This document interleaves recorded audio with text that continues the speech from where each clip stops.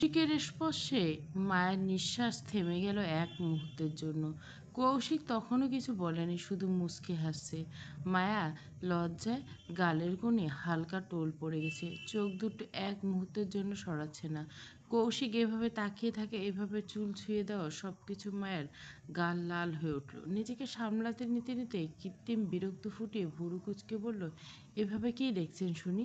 মায়ের কথা শুনে কৌশিকের কানে পৌঁছালো না, তার মুখে কোনো প্রতিক্রিয়া নেই, শুধু সেই গভীর দৃষ্টিতে স্থির হয়ে আছে মায়ার দিকে। মায়া আবার ডাকলো, তবে এবার একটু জোরে, একটু বিরক্তি নিয়ে বলল, কি হলোটা কি? এইভাবে কি দেখছেন শুনি? কৌশিকের ঠোঁট হালকা নড়ল, যেন অসচেতনতা কথা বেরিয়ে এলো, তোকে। এই একটা শব্দ, একটা নিঃশ্বাস, একটা স্বীকৃতি মায়ের বুকের ভিতর দপ করে উঠল, কিন্তু মুখে তা প্রকাশ করল না, বরং দুষ্টু ভঙ্গিতে হালকা চোখ পাকিয়ে বলল, আমাকে এইভাবে দেখার কি এসে? দুনিয়ায় দেখার মতো আর কিছু নাই নাকি? মায়ের কথায় কৌশিক ঠোঁট কামড়ে হাসলো, তার চোখে যে মায়াকে ছাড়া সত্যি আর কিছু দেখার নেই।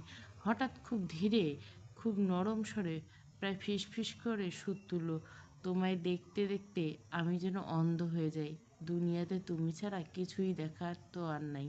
কথাগুলো মায়ের বুকের মধ্যে সরাসরি গিয়ে আঘাত লাগলো, তার গাল মুহূর্তে গোলাপের মতো লাল হয়ে উঠল। লজ্জায় যেন পুরো শরীর গলে যাচ্ছিল। মুখের এক চাপা লজ্জা আর হাসি মিশ্র চাপ রেখে মায়ের নিচু স্বরে বলল, ইস ঢং। মায়ের কথা শুনে কৌশিক মুচকি হাসলো, লজ্জা লাগছে। মায়ের চোখ দুটো শক্ত করে বন্ধ করে মুখ টিপে বলল, ভীষণ। কৌশিক নরম গলা বলল, ওরে আমার লজ্জাপতি রে, লজ্জা অনেক হয়েছে, চোখ খোলো এবার। মায়া ধীরে ধীরে চোখ খুলল। চোখ খুলতে সামনে কৌশিকের সেই চওড়া দুষ্টু হাসি দেখতে পেল। তার দৃষ্টিতে ঠিক যেন লেখা, তুই লজ্জা পাচ্ছিস আর আমি সেটা উপভোগ করছি। মা আরও লজ্জায় লাল হয়ে গেল। কৌশিকের সাথে আলতো করে কৌশিকের বুকে ছোট্ট একটা পাঞ্চ মেরে বলল, অসভ্য লোক, এইভাবে আমাকে হাসাচ্ছেন কেন শুনি? কৌশিক ভান যেন বিরক্ত হলো, যা বাবা, এখন তোকে দেখে হাসাও যাবে না? না যাবে না, তাহলে তোর সাথে কি করা যাবে শুনি? কিছু না। কৌশিক ধীরে ঝুঁকে এলো, ভুল, কিছু তো একটা করা যাবে। মায়া ভুরু কুচকে দেখালো, কি? কৌশিক একদম থেমে থেমে বলল, রোমাঞ্চ। অসভ্য। কৌশিক ফিস ফিস করে হেসে উঠল, সুইটহার্ট, তাহলে একটু অসভ্যতা আমি করি? মায়ের ঠোঁট পাকলো, আপনার সাথে কথা বলাই উচিত না। তাহলে বলিস না, আপনি এত খারাপ কেন? তোর জন্য। মায়া চোখ বড় বড় করে বলল, আমি আবার কি করলাম? কৌশিক হাসলো, কি করিসনি সেটা বল। মায়া বিরক্তির ভান ধরে হাত গুটিয়ে বলল, আচ্ছা কি করিনি? এই যে তুই কাছে থাকলে নিজেকে সামলাতে পারি না। মা হালকা দুষ্টু গলে বলল, তো সেটা কি আমার দোষ? তাহলে কি আমার দোষ? মায়ের চোখ পাকলো, অসভ্য। কৌশিক ততক্ষণে ভুরু তুলে দুষ্টু করে বলল, চিপকালি কি? কৌশিক হেসে মাথা দুলল, এই যে আমার গায়ে গা লাগিয়ে রাগ দেখাস, ঠিক চিপকালির মতো। কৌশিকের কথা শুনে মায়া একদম রেগে ফায়ার হয়ে গেল, চোখ মুখে একাকার লাল হয়ে বলল, আমাকে কি বললেন আপনি? কৌশিক ঠান্ডা ভঙ্গিতে ভুরু তুলে বলল, কেন শুনতে পাসনি? আচ্ছা আবার বলছি, চিপকেলি চিপকেলি চিপকেলি। কথা শেষ হতে মায়া যেন রাগ যেন আরো 3 গুণ বেড়ে গেল। ঝট করে উঠে গিয়ে কৌশিকের একদম কাছে গিয়ে দাঁতে দাঁত চেপে বলল, ইউ। কথাগুলো মুখে আনতে আনতে হঠাৎই থেমে গেল মায়া। কয়েক সেকেন্ডে নিজের শ্বাস প্রশ্বাস সামলে নিল, তারপর অভিমান ভরা ভাঙা গলায় বলল, ধ্যাত, আপনার সাথে কথা বলাই উচিত ছিল না, বলে ঘুরে দাঁড়ালো। গোলাপি গাল দুটো আরো ফুলে উঠল রাগে। কৌশিক মায়ের রাগ দেখে মৃদু হেসে বলল, তার এই রাগ, এই অভিমান সবকিছু কৌশিকের কাছে অদ্ভুতভাবে আদরের। সে একটু এগিয়ে মায়াকে উদ্দেশ্য করে নরম স্বরে বলল, চিপকেলি শোন, রাগ করছিস কেন? মায়া ঘাড় সামান্য ঘুরিয়ে তাকালো না, বিরক্তি কাটা গলা বলল, একদম আমার সাথে কথা বলবেন না, বলে দিলাম। আপনার সাথে কোনো কথা নেই, থাকেন আপনি, আমি চললাম। মায়া কথাটা বলে পিছনে ঘুরে যেতেই যাচ্ছিল, ঠিক সেই মুহূর্তে কৌশিক হঠাৎ উঠে দাঁড়ালো, এক ঝটকায় মায়ের হাত চেপে দিল। অপ্রস্তুত মায়া ধপ করে কৌশিকের বুকে এসে ঠেকলো। কৌশিকের শক্ত বাহু দুটো এমনভাবে আটকে রাখলো যেন নড়ার কোনো সুযোগই না পায়। মায়া ছুটে বেরিয়ে যাওয়ার চেষ্টা করলো, কিন্তু পারল না। ধুকপুক করা হৃৎপিণ্ড শব্দ যেন নিজের শুনতে পাচ্ছিল সে। কৌশিকের গলা নিচু, আগের চেয়ে তীক্ষ্ণ। আমাকে একা রেখে কোথায় যাওয়া হচ্ছে শুনি? মায়া দ্বিধাগ্রস্ত কাচুমাচু স্বরে হয়ে বিরক্ত স্বরে বলল, ছাড়ুন আমাকে। কৌশিক চোখ শুরু করে তাকালো, ঠোঁটে চাপা হাসি উঠলো। জান, রাগ করলি? মায়ের দাঁতে দাঁত চেপে বলল, অনেক, এবার ছাড়ুন আমায়। কৌশিক আরও কাছে ঝুঁকে নরম অথচ মালিকানাবোধ ভরা স্বরে বলল, নিজের হবু জনাবের উপর এইভাবে কেউ রাগ দেখায়? মায়া মুখ ফিরিয়ে গম্ভীরভাবে বলল, করবো না। আপনি আমাকে চিপকালি কেন বললেন? কৌশিক মাথায় একটু কাত করলো, চোখে চঞ্চল দুষ্টুমি। যাই বলে সব মিলিয়ে তুই তো আমারই, তাই না? মায়া এবার সম্পূর্ণ চুপ। উত্তর না পেয়ে কৌশিকের মুখটা গম্ভীর হয়ে গেল। সে মায়ের চিবুকে আঙুল দিয়ে তুলে ধরে বলল, আর কত রাগ করে থাকবি? মায়া এবারও আর কিছু বলল না। তার এই নীরবতা যেন কৌশিকের ধৈর্যের শেষ সীমাতে আঘাত করল। আচমকা কৌশিকের স্বর বদলে গেল। ধমক, রাগ আর অস্থিরতা মিশে থাকা এক কঠিন শব্দ বলে উঠল, কি হলোটা কি? আমার কথা কানে যাচ্ছে না তোর?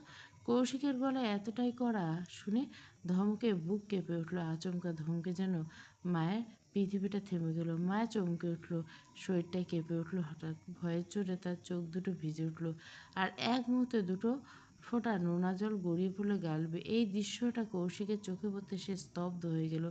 নিজের রাগের মাথায় করা ভুলটা যেন মাথায় বজ্রপাতের মতো আঘাত করলো। মায়া এখনো ফুপিয়ে ফুপিয়ে কেঁদে যাচ্ছে, কণ্ঠ কাঁপছে, কাঁধটা ওঠানামা করছে। এক সেকেন্ডও দেরি করলো না কৌশিক।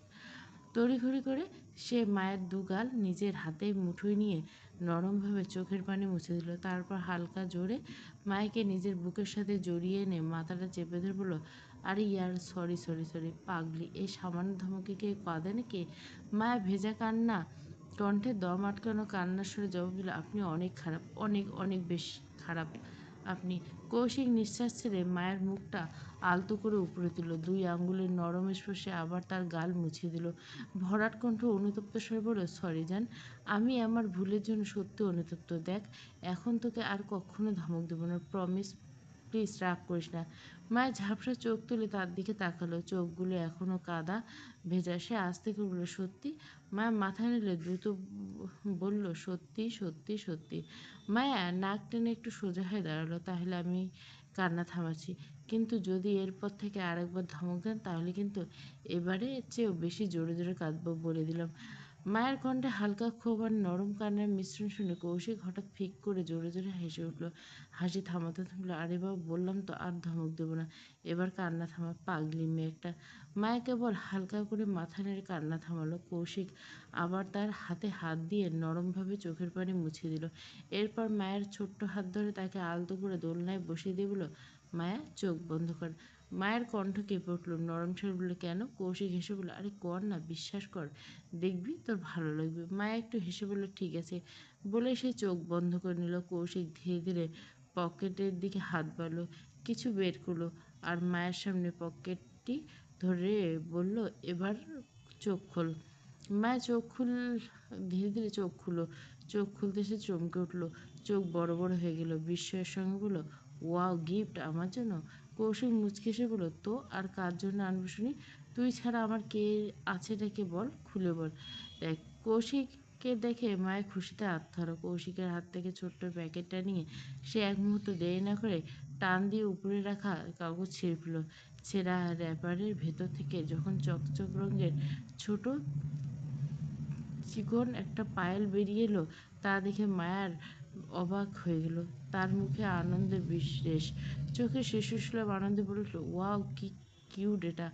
মায়ার পায়েলটা হাতে নিয়ে ঘুরিয়ে ঘুরিয়ে দেখছিল, আনন্দে প্রায় লাফিয়ে ওঠার মতো অবস্থা। সেই পায়ে পড়তে যাবে ঠিক তখনই কৌশিক গম্ভীর করে বলে, দাঁড়া, পায়েলটা আমার কাছে দে। মায়ের চোখ গোল করে তাকালো, কেন? দিতে বলছি, দে। মায়া একটু ভুরু তুলল ঠিকই, কিন্তু কোনো জেদ দেখালো না। নিঃশব্দে পায়েলটা কৌশিকের হাতে তুলে দিল। কৌশিক পায়েলটা হাতে নিয়ে ধীরে ধীরে মায়ের সামনে হাঁটু গেড়ে বসলো। তার এই ভঙ্গিমা দেখে মায়া আরও বেশি অবাক হলো। এক হাঁটুতে ভর করে আর এক হাঁটুতে মায়ের ঠিক সামনে উঁচু করে বসলো। কৌশিক মাথা তুলে মায়ের চোখের দিকে তাকিয়ে বলল, তোর বাম পাটা বাড়া। মা হতভম্ব, নির্ভাবনা কণ্ঠে বিরক্তি নিয়ে বলল, কোথায়? মায়ার হাঁটুর উপর তার বাম পাটা রাখ। মায়া ভুরু কুঁচকে বলে, কি? আমি এটা পারবো না। কৌশিক হালকা চোখ পিটপিট করে জিজ্ঞাসা করলো, কেন?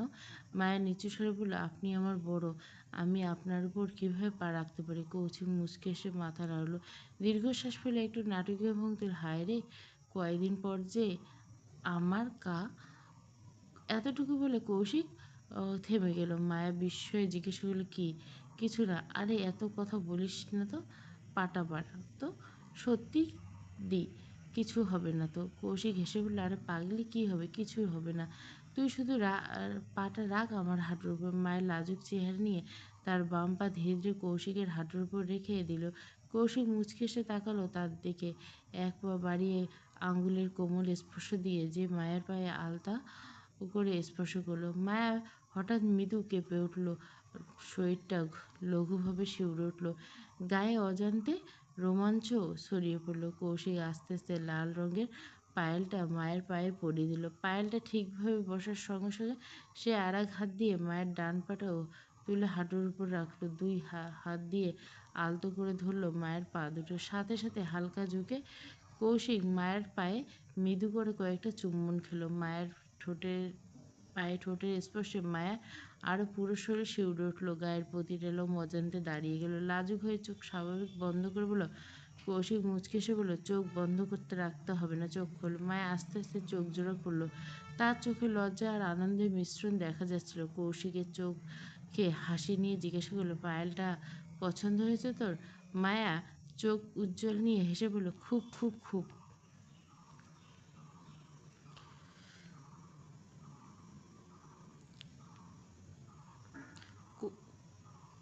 ভোরের নীরবতা চিরে চমকে ওঠে কৌশিক, সাথে সাথে ঘুম ভেঙে যায়। একটু বিরক্তি ভঙ্গিতে হাত বাড়িয়ে টেবিল সাইড থেকে ফোনটা তুলে নেয়। স্ক্রিনে অন হতে বড় বড় করে ভেসে ওঠে সময় 9টা 5। সময় দেখে কৌশিক ভুরু কুচকে ওঠে, ওহ, ঘুম থেকে উঠতে দেরি হয়ে গেল বলে মুহূর্তে বিছানা ছেড়ে উঠে দাঁড়িয়ে পড়ে সে।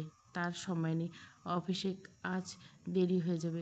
তাই সাইড থেকে তোয়ালাটা হাতে নিয়ে ওয়াশরুমে নিতে গেলে ওয়াশরুমের দিকে চলে যায় কৌশিক। এদিকে সেই বাজে সকাল 7টা। মায়ের ঘুম থেকে উঠে ফ্রেশ হয়ে সোজা চলে এসেছে রান্নাঘরে, তার মামিদের সাহায্য করছে। তার পরনে পাতলা নীল শাড়ি। পেঁয়াজ বাটা শেষ করে সে ঘুরে দাঁড়ালো তার বড় মামির দিকে। মায়ের কোমল কণ্ঠে জিজ্ঞাসা করে, বড় মামি, আরও কিছু বাটা লাগবে? সবজি কাটতে কাটতে মহিমা চৌধুরী মায়ের দিকে তাকিয়ে মৃদু হাসি ছুড়ে দিলেন, না আর লাগবে না, তুমি গিয়ে হাত ধুয়ে আসো। মহিমা চৌধুরীর কথা মতো হাত ধুয়ে এসে সাথে সাথে মায়ের দ্রুত বলল, বড় মামি, আজ আমি রান্নাটা করি। কথাটা শুনে পাশ থেকে সায়রা চৌধুরী অবাক হয়ে মুখ তুললেন, ওমা, কেন? এত কষ্ট করতে হবে না তোমাকে, অনেক কিছু করেছো তুমি। আমার মেয়ে হলে এতক্ষণ মুখ মুছে না বসে থাকতো। মায়া মৃদু হাসলো, ছোট মামি, তিয়াসা এখনো ছোট, আর কয়েকদিন যাক, সব ঠিক শিখে যাবে। সায়রা চৌধুরী মুখটা খিচে বললেন, ও আবার বুঝবে যদি এমন কিছু হতো। সব দোষ তোমার, ছোট মামা লাই দিয়ে মাথায় তুলছে, কিচ্ছুটি বলা যাবে না। পাশ থেকে মহিমা চৌধুরী হেসে উঠলেন, সায়রা, ও এখনো বাচ্চা, সময় হলে সব শিখে যাবে, চিন্তা করো না। দীর্ঘশ্বাস ফেলে সায়রা চৌধুরী বললেন, হলেই ভালো, সত্যি বলছি, আমি এই মেয়েকে নিয়ে আর পারছি না। তাদের কথার মাঝে আবার এগিয়ে এলো অনুরোধ স্পষ্টত, বড় মামি, আজকে আমি রান্না করি প্লিজ। মহিমা চৌধুরী এবার একটু থমকে মেয়েটার দিকে তাকালেন, এত রান্না তুমি একা করতে কি করে করবি মা? মায়া হাসি মুখে বলল, আমি পারবো বড় মামি, সব সামলে নেব। আপনি আর ছোট মামি রুমে গিয়ে একটু বিশ্রাম করুন। মায়ের দুই মামি একে অপরের দিকে তাকালো। এরপর নরম স্বরে মামি বলল, ঠিক আছে, তবে কোনো দরকার হলে আমাকে বা তোমার ছোট মামিকে ডাক দিয়ে, কেমন? মায়ের চোখ ছলছল করে উঠল খুশিতে, ঠিক আছে বড় মামি। মায়ের কথা শেষ হতে মহিমা চৌধুরী আর ছাড়া চৌধুরী দুজনে নিজেদের রুমে চলে গেল। তারা চলে যেতে মায়ের শাড়ির পাতলা নীল আঁচলটা কোমরে ভাঁজ করে গুজে ফেললো। তারপর দ্রুত হাত চালিয়ে কাজে লেগে পড়লো। সময় গড়ালো। ধীরে ধীরে ধৈর্য আর যত্ন নিয়ে মায়া একে একে সব রান্না শেষ করলো। শুধু রুটি বানানো বাকি। মায়া হাঁপ ছাড়লো, এবার আবার নতুন কাজে ঝাঁপিয়ে পড়লো। রুটি বানানোর জন্য আটা খুঁজতে লাগলো। এত বড় রান্নাঘর কোথায় কী রাখা আছে বোঝা দেয়। তাড়াহুড়ো করে চারদিকে খোঁজাখুঁজি করতে করতে অবশেষে আটার কৌটো চোখ পড়লো, কিন্তু লাভের নেই। সেটা রাখা ছিল সবার উপরে। মায়ের চেষ্টা করলো, আবার চেষ্টা করলো। পায়ের আঙ্গুলে ভর দিয়ে নিজেকে যতটা পারা যায় উঁচু করে হাতটা টেনে ধরলো উপরে। আঙুলের ডগা কৌটার গায়ে ঠেকলো ঠিকই, কিন্তু ধরার মতো ভর পাচ্ছিল না। বারবার আঘাত করতে করতে তার কপালে হালকা ঘাম চিকচিক করে উঠল।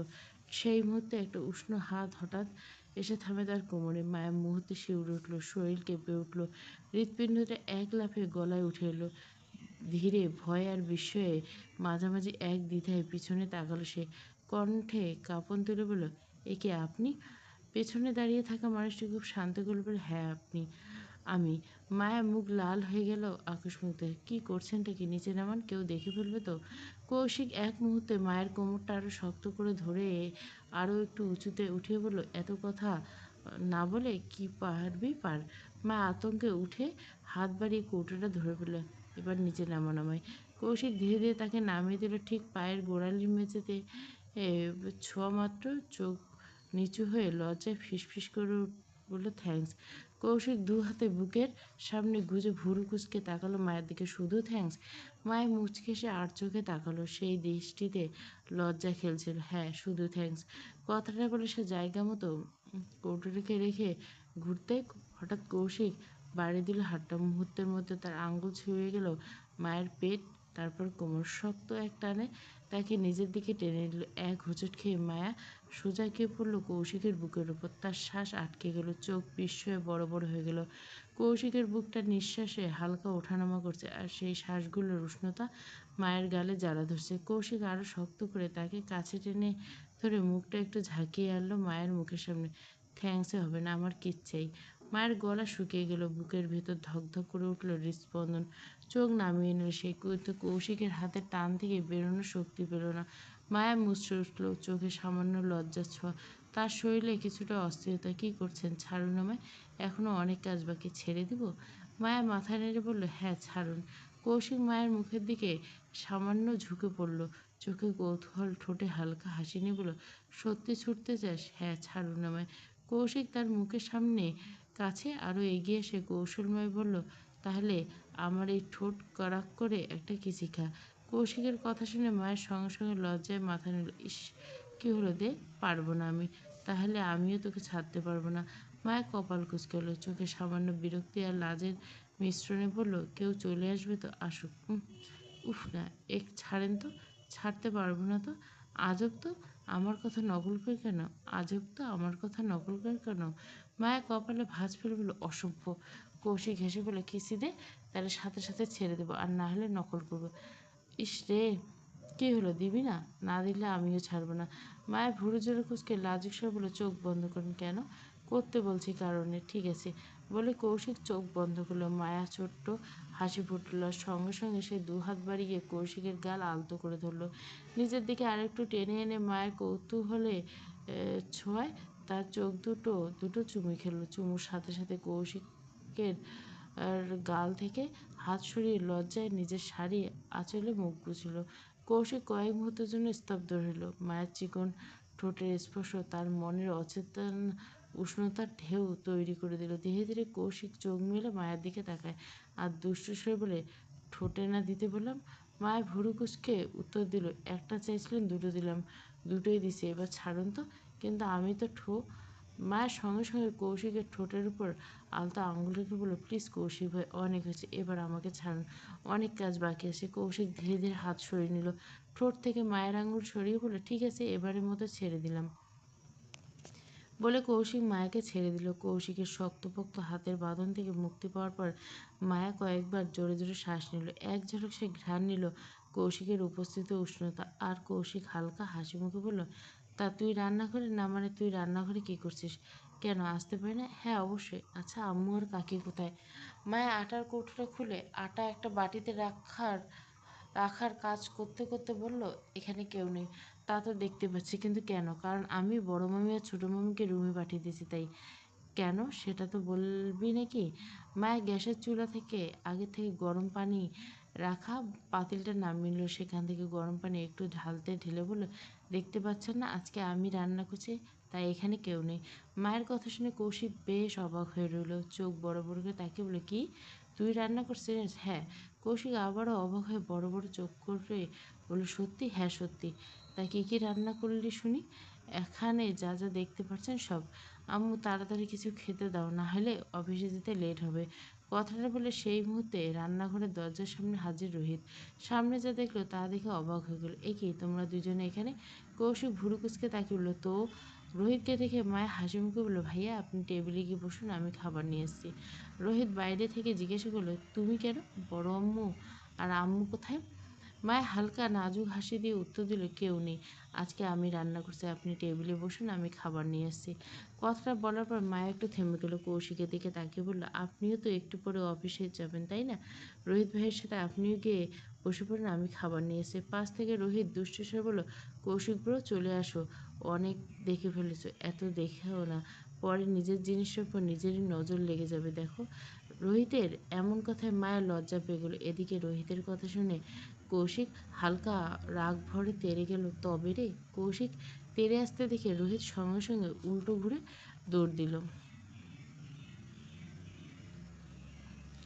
তাদের এমন কাণ্ড দেখে মায়ের মুচকি এসলো, অতঃপর ব্যস্ত হয়ে গেল নিজের কাছে। প্রায় 10 মিনিট পর, তখন সকাল ঠিক 9:45, টেবিলে রাখা থাকার কথা ছিল শুধু কৌশিক আর রোহিত, কিন্তু সেটি হলো না, কারণ আজ মায়া একা হাতে রান্না সব করছে। এই খবর মহিমা চৌধুরী নিজের মুখে বলে সবাইকে রুম থেকে ডেকে এনে টেবিলে বসেছে। মহিমার কথা শুনে রুমিনা পাটোয়ারি প্রথমে বিশ্বাস করতে পারেনি, মায়া একা হাতে রান্না।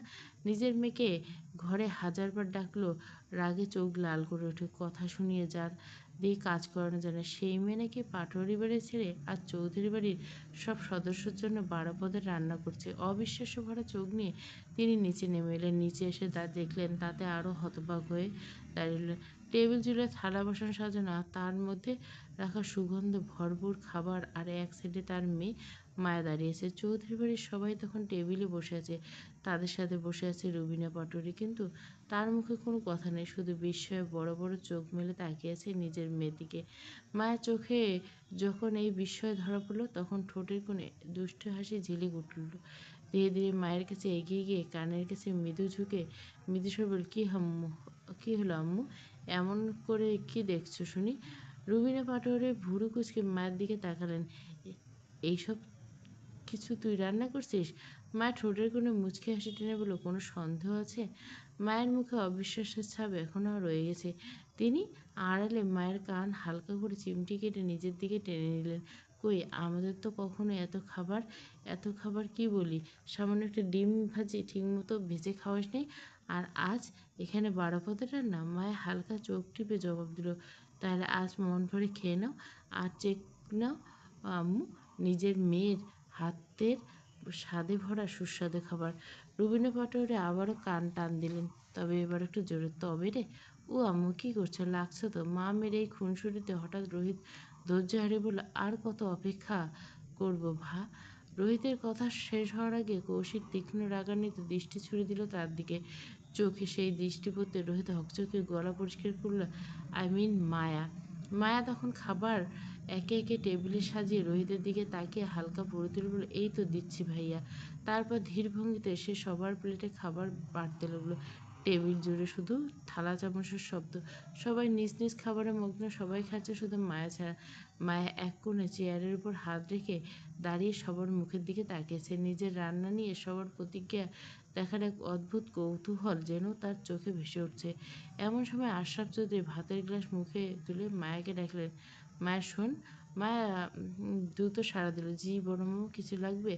আশরাফ চৌধুরী মাথা নেড়ে মৃদু হাসলেন, না মা, আমার কিছু লাগবে না। তোমার রান্না খেয়ে মনে হচ্ছে যেন অনেকদিন পর নিজের হাতের মায়ের রান্না খাচ্ছে, হুবহু তোমার নানির মতো স্বাদ, ঠিক একই রকম। অনেকদিন পর আজ মন ভরে তৃপ্তি নিয়ে খেলাম। উপাস থেকে খাবার খেতে খেতে আসিফ চৌধুরীর মুখ বলল, ভাইজান তুমি একদম আমার মনের কথা বলছো। আমাদের মায়া যে এত ভালো রান্না করতে পারে সেটা আগে জানতাম না। সত্যি মায়া, খাবারগুলো দারুণ হয়েছে।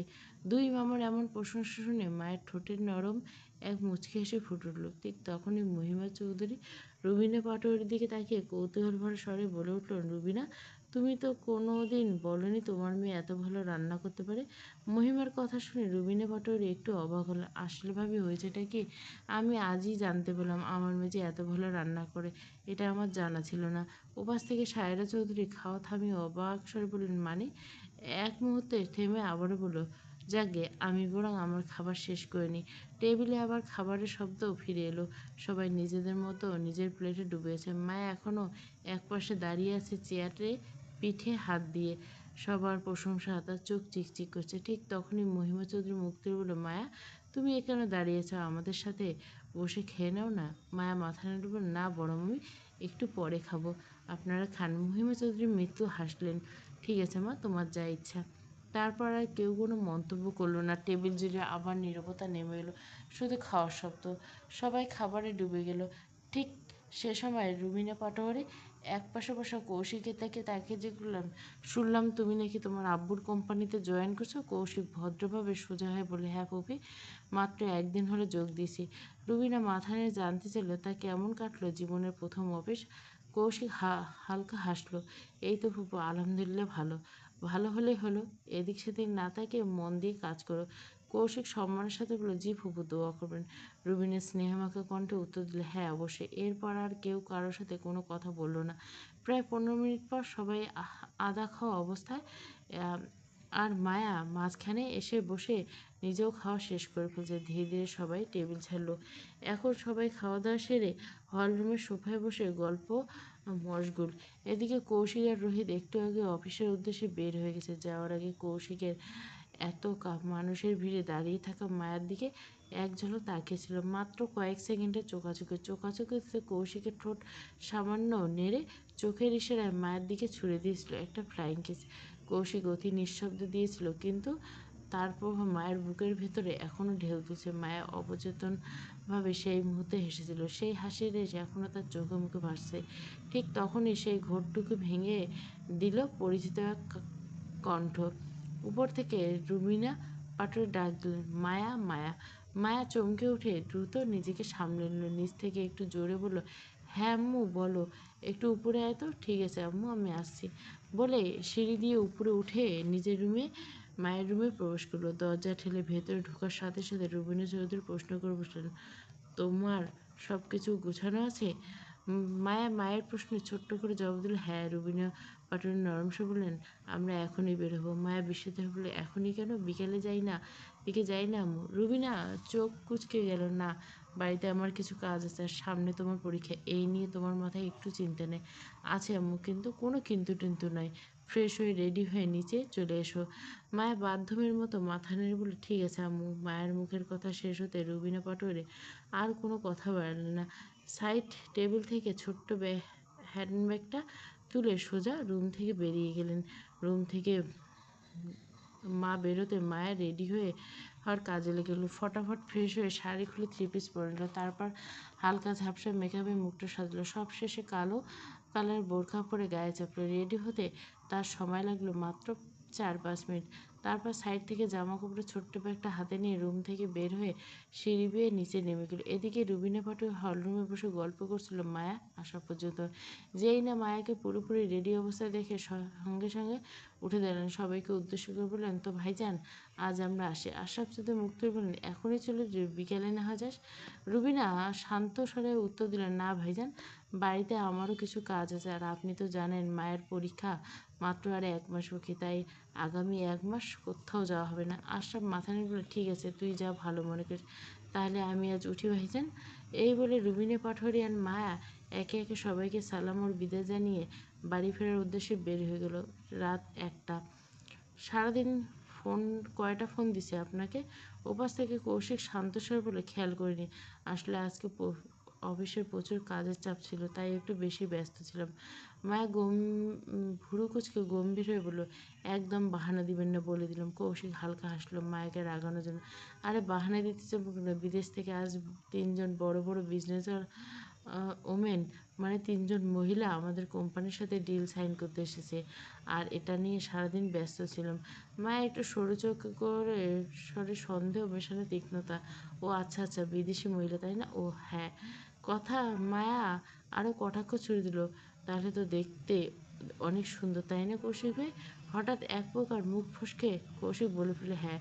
শব্দটা কানে যেতে যেতে মায়া যেন তেলে বেগুনে জ্বলে উঠল। চোখ কটমট করে দাঁতে দাঁত চেপে রাগে ফুঁসতে থাকা স্বরে বলে, কি? কৌশিক একটা না বলতে লাগলো, যেন নিজের অপরাধবোধ ঢাকতে সব কথা উগড়ে দিছে।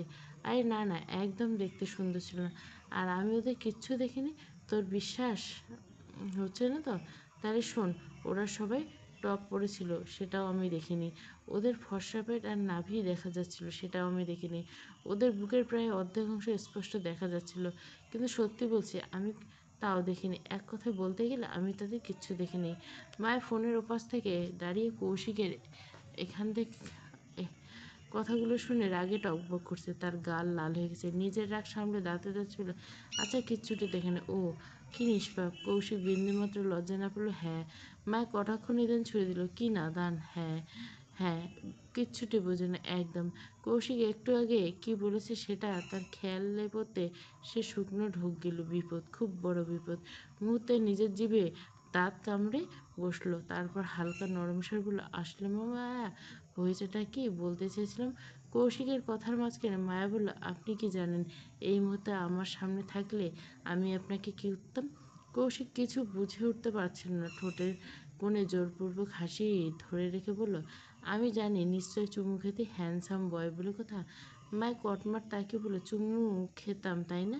ঠিক বলছি তাই না? খেয়ে দেখলি আমি তোর মনের কথা কেমন করে বলে দিলাম। কিন্তু আমি তো আপনার সাথে আরও কিছু, বেশ কিছু বলতে চেয়েছিলাম। কৌশিক মায়ের কথার ভেতরের অন্য অর্থ বোঝার সঙ্গে সঙ্গে অবাক হয়ে বসলো। দুষ্টু হলো, সত্যি সুইটার, এই মুহূর্তে তোর কাছে থাকলে কি কি করতাম বল না সুইটার। ওই যে ওইসব কালো কালো পিরিত নাকি? হ্যাঁ হ্যাঁ সুইটার বল না। মায় হঠাৎ রাগান্বিত সুরে জোরে জোরে বলতে লাগলো, হ্যাঁ তার আগে আর একটা সবের কাজ করে নিতাম। আমার মাথার উপরে যে ফ্যানটা আছে সেই ফ্যানের সাথে আপনাকে লটকে দিতাম, তাও নিজের হাতে, খুব যত্ন সহকারে। অসভ্য লোক কোথাকার। কৌশিক ফোনের ওপাশে থমকে গেল। মুহূর্তের পর ঠোঁটের কোণে কাপড় নিয়ে বলে, কেন? মায়া চুপ থাকতে পারল না। এতক্ষণ জমে থাকা ক্ষোভ ফেটে বেরিয়ে আসতে চাইল। আপনি আস্ত একটা গাধা, সাথে অসভ্য নির্লজ্জ বেহা শয়তান লম্পট লুচ্চা নীচ চৌধুরী। কৌশিক অবাক হয়ে ভুরু কুচল। হেৎ, কিসব উল্টোপাল্টা বলছিস? আমি তোর হবু স্বামী লাগি।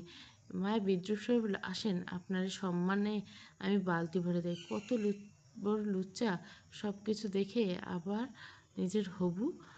কৌশিক তাড়াতাড়ি কৌতূহল সে কী হলো, থামলি কেন? পরের কথাটা বল। মায়া ধপ করে চুপ করে গেল। তারপর ঠান্ডা ধীর বলল, আপনার কি একটু লজ্জা শরম নেই? কৌশিক নির্লজ্জ ভঙ্গিতে বলল, না নেই। মায়া দাঁতে দাঁত চেপে বলল, লুচ্চা নীর চৌধুরী, ছি ছি ছি। বেডি তোর হবু স্বামী লেগে একটু তো সম্মান কর, না হলে কচুকে চেনেন? কচু দিমু। এ কথা বলে সে আর এক সেকেন্ডও নাগা বাড়িয়ে রাগের সঙ্গে সঙ্গে ফোন কেটে দিল। কৌশিক বিস্মিত হয়ে ফোন কানে ধরে থাকলো কিছুক্ষণ। তারপর সে আবার কল দিল, তো মায়া রিসিভ করলো না। দ্বিতীয়বার দিল, তবুও না। তৃতীয়বার আরও রাগ করলো। চতুর্থবারে অবশেষে ফোনটা ধরলো। ফোন হাতে হাতে কৌশিক তড়িঘড়ি করে বলল, কী হলো, ফোন কাটলি কেন? মায়ের স্বর কাঁপছিল। অভিমান স্বরে বলল, আমি আপনার সাথে কথা বলতে চাই না, প্লিজ আর ফোন দিয়েন না।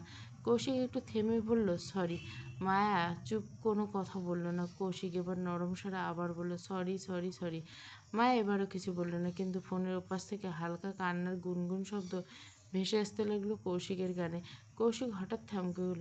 আরে আরে চিপকেলি, তুই কাঁদছিস কেন? মায়া কাঁদো কাঁদো সব বলল, তো কাঁদবো না?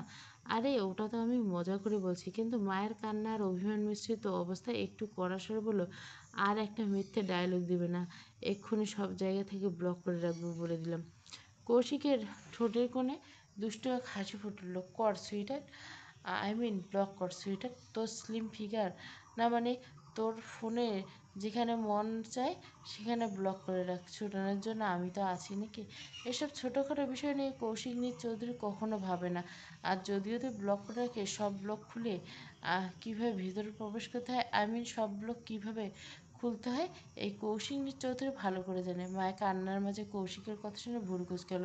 কিন্তু এবার আর তর্ক করার মতো শক্তি নেই। আগের মতো শব্দহীন গুনগুন করে কান্না করে দিল। ফোনের উপাশে সেই ভাঙা নিঃশ্বাসের শব্দ কৌশিকের হৃদয়ে অস্থিরতা ছাড়িয়ে গেল। আরে ধ্যাৎ, বাচ্চাদের মতো কান্না করছিস কেন? আমি সত্যি বলছি, কোনো মহিলা ডিল ফাইল করতে আসে নাই। আমি তো জাস্ট তোকে রাগানোর জন্য বলেছিলাম। তোর বিশ্বাস না হলে তুই তোর ছোটো মামাকে ফোন করে জিজ্ঞাসা কর, সব জেনে নে। মায়া কান্না ভেজা স্বরে বলল, দরকার নেই কাউকে ফোন করে। এখন রাগ করে আছিস? মায়া কোনো উত্তর দেয় না, শুধু নিঃশ্বাসের ভাঙা কান্নাধ্বনি। কৌশিক অসহায় গলায় আবারও বলল, আরে ইয়ার, সব কান্না করিস না তো। সরি সরি, আর কতবার বলো, আর এমন মজা করবো না, সরি। মায়া একটু গম্ভীর শ্বাস নিল, চোখের পানি ওড়না দিয়ে মুছল। তারপর অভিমানী জমা কণ্ঠে বলে, এতবার ফোন করার পর আপনি ফোন ধরেন না দেখে আমি কত ভয় পেয়ে গেছিলাম আপনি জানেন না। এরপর থেকে সবসময় ফোন সাথে রাখবেন। আর আমার ফোন আসলে সাথে সাথে রিসিভ করবে, ওকে? না হলে আমি কিন্তু আপনার সাথে কখনো কথা বলবো না বলে দিলাম। অনেক ভালোবাসার সময় কৌশিকের এমন কথা শুনে কান্নার মাঝে মায়া লজ্জায় দুমড়ে উঠল, কিন্তু মায়া কোনো উত্তর দিল না। কৌশিক আবারও বলল, কী হলো, কিছু বলছিস না কেন? অনেক ভালোবাসার সময় মায়া লজ্জায় আর একটু মুখ খুলল, জানি না। তাহলে ভালোবাসিস না? জানি না। কৌশিক ভুরু কুঁচকে বলল, তাহলে কি জানিস? এটা জানি যে এখন থেকে আপনি সবসময় ফোন কাছে রাখবেন, যাতে আমি ফোন দিলে উম, সাথে সাথে রিসিভ করবেন, ওকে? কৌশিক হেসে ফেলল, তার কণ্ঠে উষ্ণতা ছ। ওকে আমার চিপকালি ম্যাডাম, মনে থাকবে। কিন্তু আমার উত্তর?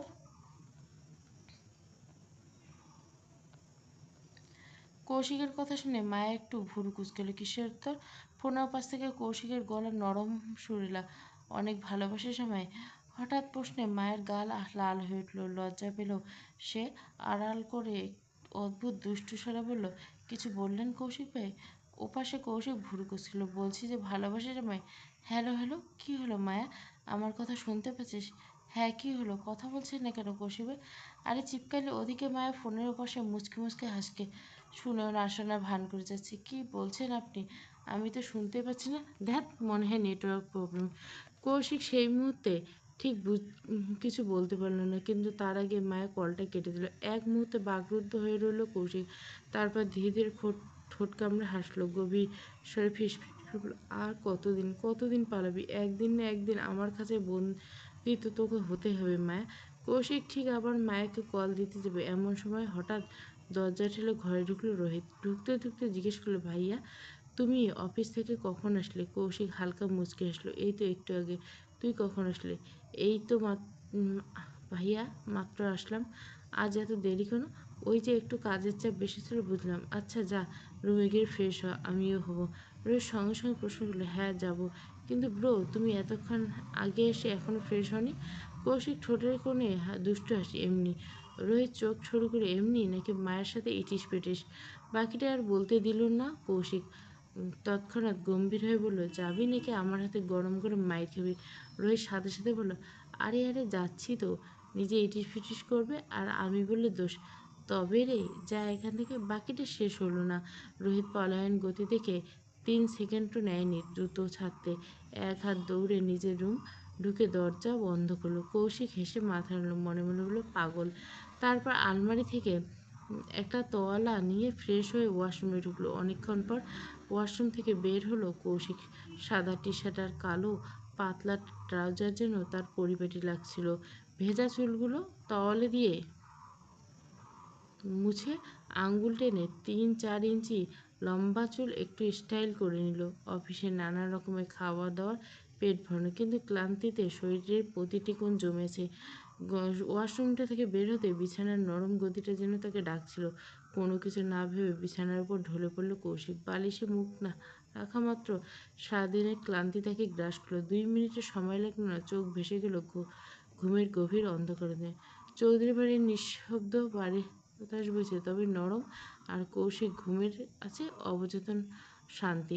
সকাল প্রায় 9টা, শীতের সকাল। মায়ের রুমের জানলার পাশে কোনো গাছপালা না থেকে কুয়াশা ভেদ করে হালকা পাতলা নরম রোদের আলো জানলার পর্দা ভেদ করে ঘরের ভেতরে ঢুকছে। সেই আলো মায়ের চোখে পড়ে তাকে ধীরে ধীরে জাগিয়ে তুলল। ঘুম জড়ানো চোখ মেলে উঠে বসলো সে। আজ অনেক দিন পর কলেজে যাবে, এই ভাবনাটা যেন তাকে এক চনমনে করে দিল। ফ্রেশ হয়ে নাস্তা সেরে নিল আজ। ছুটে চলার সময় যেন আজ আটকানোর উপায় নেই। মায়া আয়নার সামনে দাঁড়িয়ে নিজের হিজাবের কুচি ঠিক করে নিল। কালো বোরখা তাকে আরও পরিপক্ক আর শান্ত দেখে। ছোট্ট একটা ব্যাগ হাতে নিল। আজকে দিনে প্রয়োজনীয় সব জিনিস তাতে গুজে নিল। মোটামুটি 30 মিনিটের ধরে রেডি হয়ে রুম থেকে বেরিয়ে এলো। কলেজে যাওয়ার উত্তেজনায় তার হাঁটার আজ একটু তাড়াহুড়ো চাপ। অনেকদিন পর সহপাঠীদের সাথে দেখা হবে। পরীক্ষার পর তো তাদের সাথে তেমন কথা হবে না, তাই আজ কলেজে যেতে হবে। মায়ের দ্রুত বেয়ে সিঁড়ি বেয়ে নিচে নেমে আসতে হঠাৎ দেওয়ালে আড়াল থেকে বের হয়ে এলো রুবিনা পাটের। মেয়েকে এমন তাড়াহুড়ো করতে দেখে তিনি ভুরু তুললেন। এভাবে তাড়াহুড়ো করে কোথায় যাওয়া হচ্ছে শুনি? মায়া থমকে দাঁড়ালো। কলেজে যাচ্ছে আম্মু। শীত তো পড়ে গেল, ঠান্ডা লেগে যাবে। বোরখার উপরে কিছু পরেনি কেন? কিছু পরে আসো আগে। না আম্মু, ঠিক মায়ের কথা শেষ হওয়ার আগে রুবিনা পাটোয়ারির কণ্ঠ ঠান্ডা কিন্তু দৃঢ় বলে, যা বলছি তাই করো। এই শটটা মায়া খুব ভালো করে জানে, এতে তর্কও চলে না। মায়ের কিছু বলল না, সোজা নিজের রুমে ফিরে গিয়ে ওয়ার্ড্রপ খুলল। ভেতর থেকে একটা মোলায়েম শাল বের করে কাঁধে সুন্দরভাবে জড়িয়ে নিল। শীতের সকালবেলা শালটা জড়াতে শরীরে আরাম ছড়িয়ে গেল তার। সব ঠিকঠাক করে আবার নিচে নেমে দাঁড়াতে রুবিনা পাটোয়ারি তাকালেন তার দিকে। গাড়ি ভাড়ার টাকা আছে নাকি দিতে হবে? না আম্মু, আছে। ঠিক আছে, তাহলে যাও। আর হ্যাঁ, সাবধানে যাও। মায়ের নরম স্বরে বলল, ঠিক আছে আম্মু। মায়ের কাছ থেকে বিদায় নিয়ে মায়া বাড়ির দরজা বেরোলো।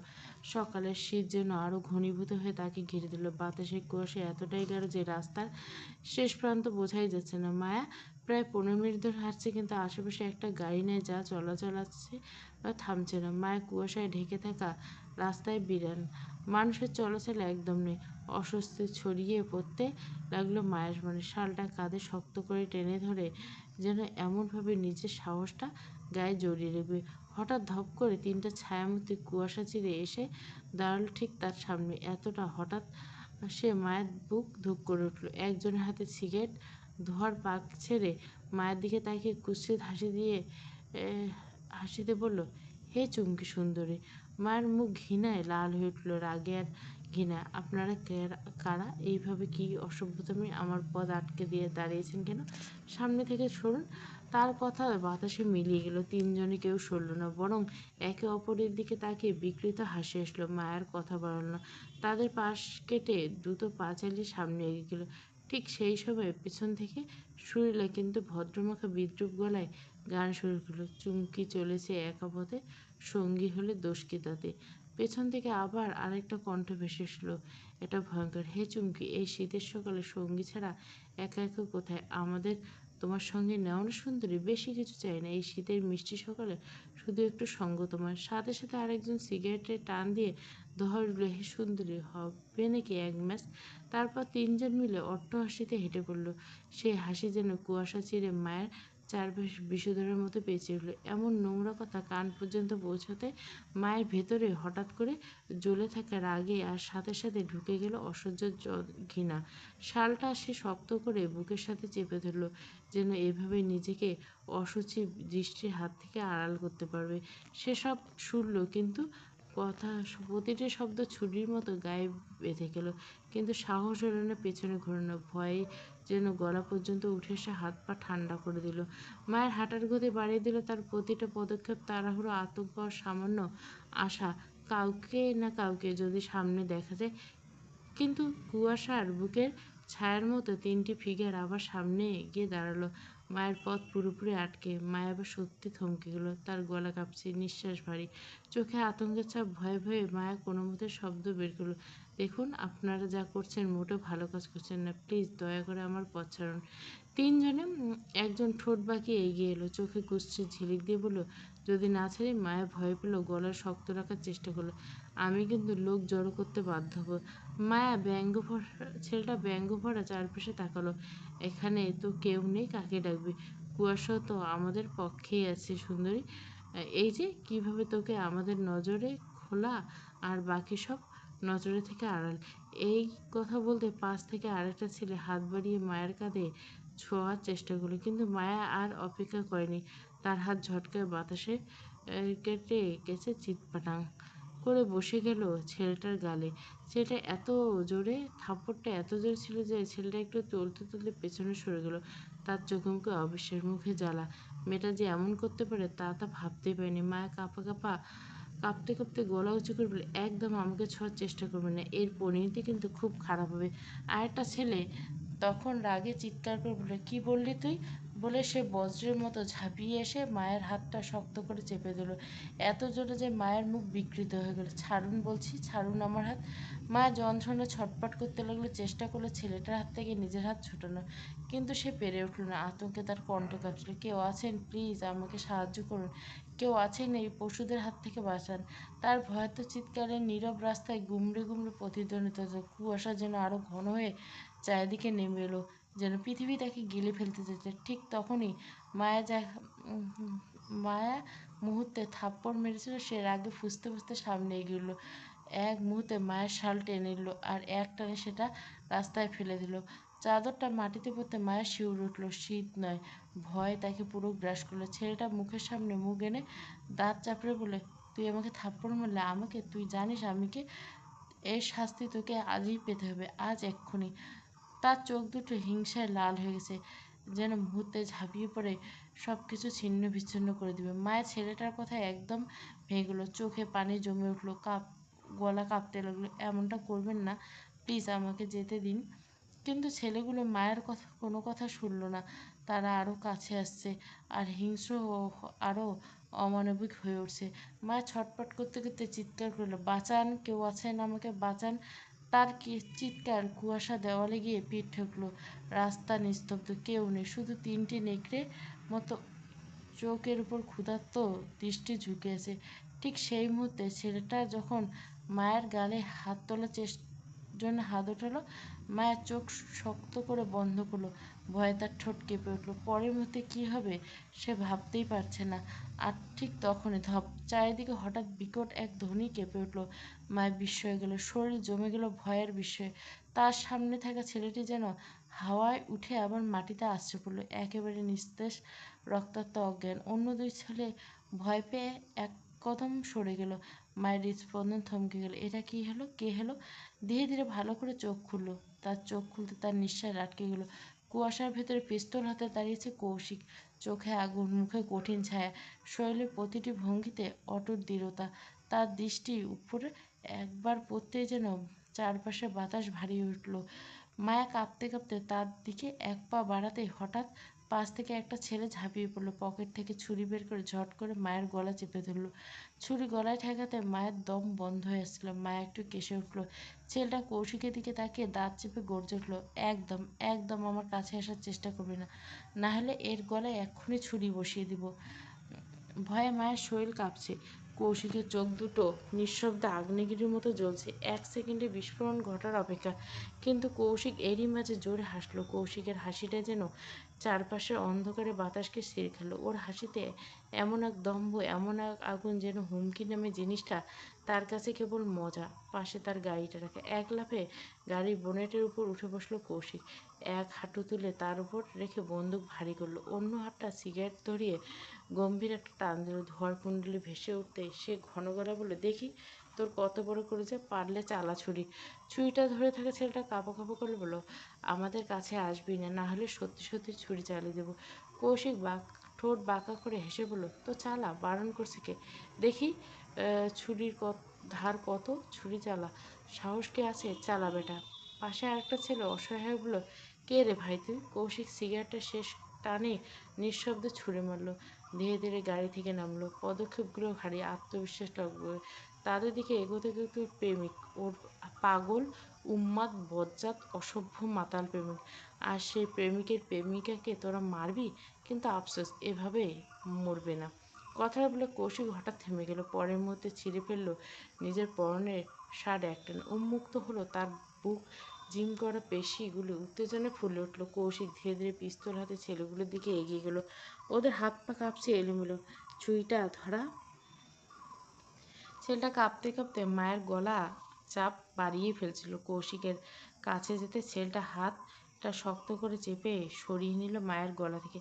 তারপর ছুরি ধরা হাতটা ধরে নিজের বুকের বাম পাশের উপর এনে দিল। তাচ্ছিল্য ও ঠান্ডা মুখে হাসি নিয়ে বলল, ও এমনি মরবে নাকি? দুজন ছেলে কাঁপা কাঁপা হলো। তাহলে? কৌশিক আবারও এক কদম এগিয়ে এসে গর্জে উঠল, ওর প্রাণ তো আমার এই বুকে আছে, ছুরি চালা এখানে, আমার বুকে চালা, দেখবি ও এমনি মরে যাবে। মায়া কৌশিকের কথা শুনে হতবাক। সে জানে তার জন্য কৌশিক পাগল, কিন্তু এতটা ভয়ে অবাক। আবার অদ্ভুত এক নিশ্চিন্ততা তার চোখ ভরে উঠল। রাস্তার একপাশে দাঁড়িয়ে কুচকুচে হয়ে সে যেন ছোট হয়ে গেল। কৌশিক আবার হেসে উঠল, ঠান্ডা ধারালো সে। কী হলো, তোর হাত কাঁপছে কেন? এগুলো গুন্ডামি করলে চলবে বেটা? এখন ভয় পাচ্ছিস? ছেলেটার হাত থেকে ছুরিটা প্রায় পড়ে গেল। তার পুরো শরীর কুঁকড়ে গেছে ভয়ে। কৌশিক চোখে চোখ রাখে সে তরপায়ে মাথা নামিয়ে গেল। কৌশিক কিছুক্ষণের জন্য থেমে গেল।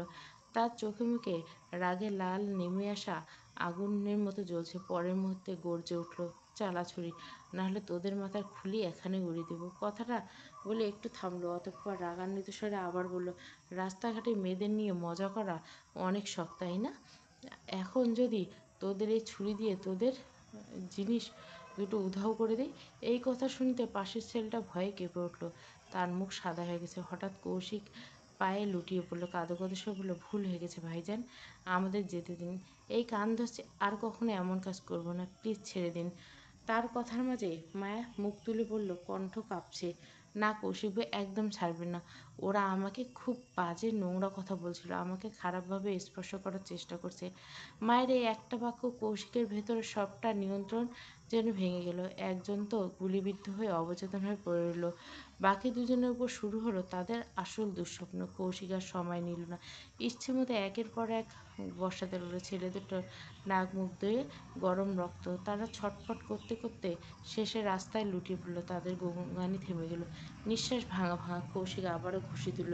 এই আঘাতটা হয়তো তারা আর উঠতেই পারতো না, মরে যেত। কিন্তু তখনই মায়ের ছুটে এসে কৌশিকের হাত শক্ত করে চেপে ধরল। কাঁপা কাঁপা আতঙ্কিত কণ্ঠে বলল, আর কত মারবেন, মরে যাবেন তো। কৌশিকের রক্তে ওঠা চোখ দুটো দিকে তাকালো, তার বুক ওঠানামা করছে। দ্রুত রাগের আগুনে যেন দপদপ করছে। এরা তোকে নোংরা কথা বলছে, তোকে ছুঁয়েছে, ওদের তো মরতে হবে।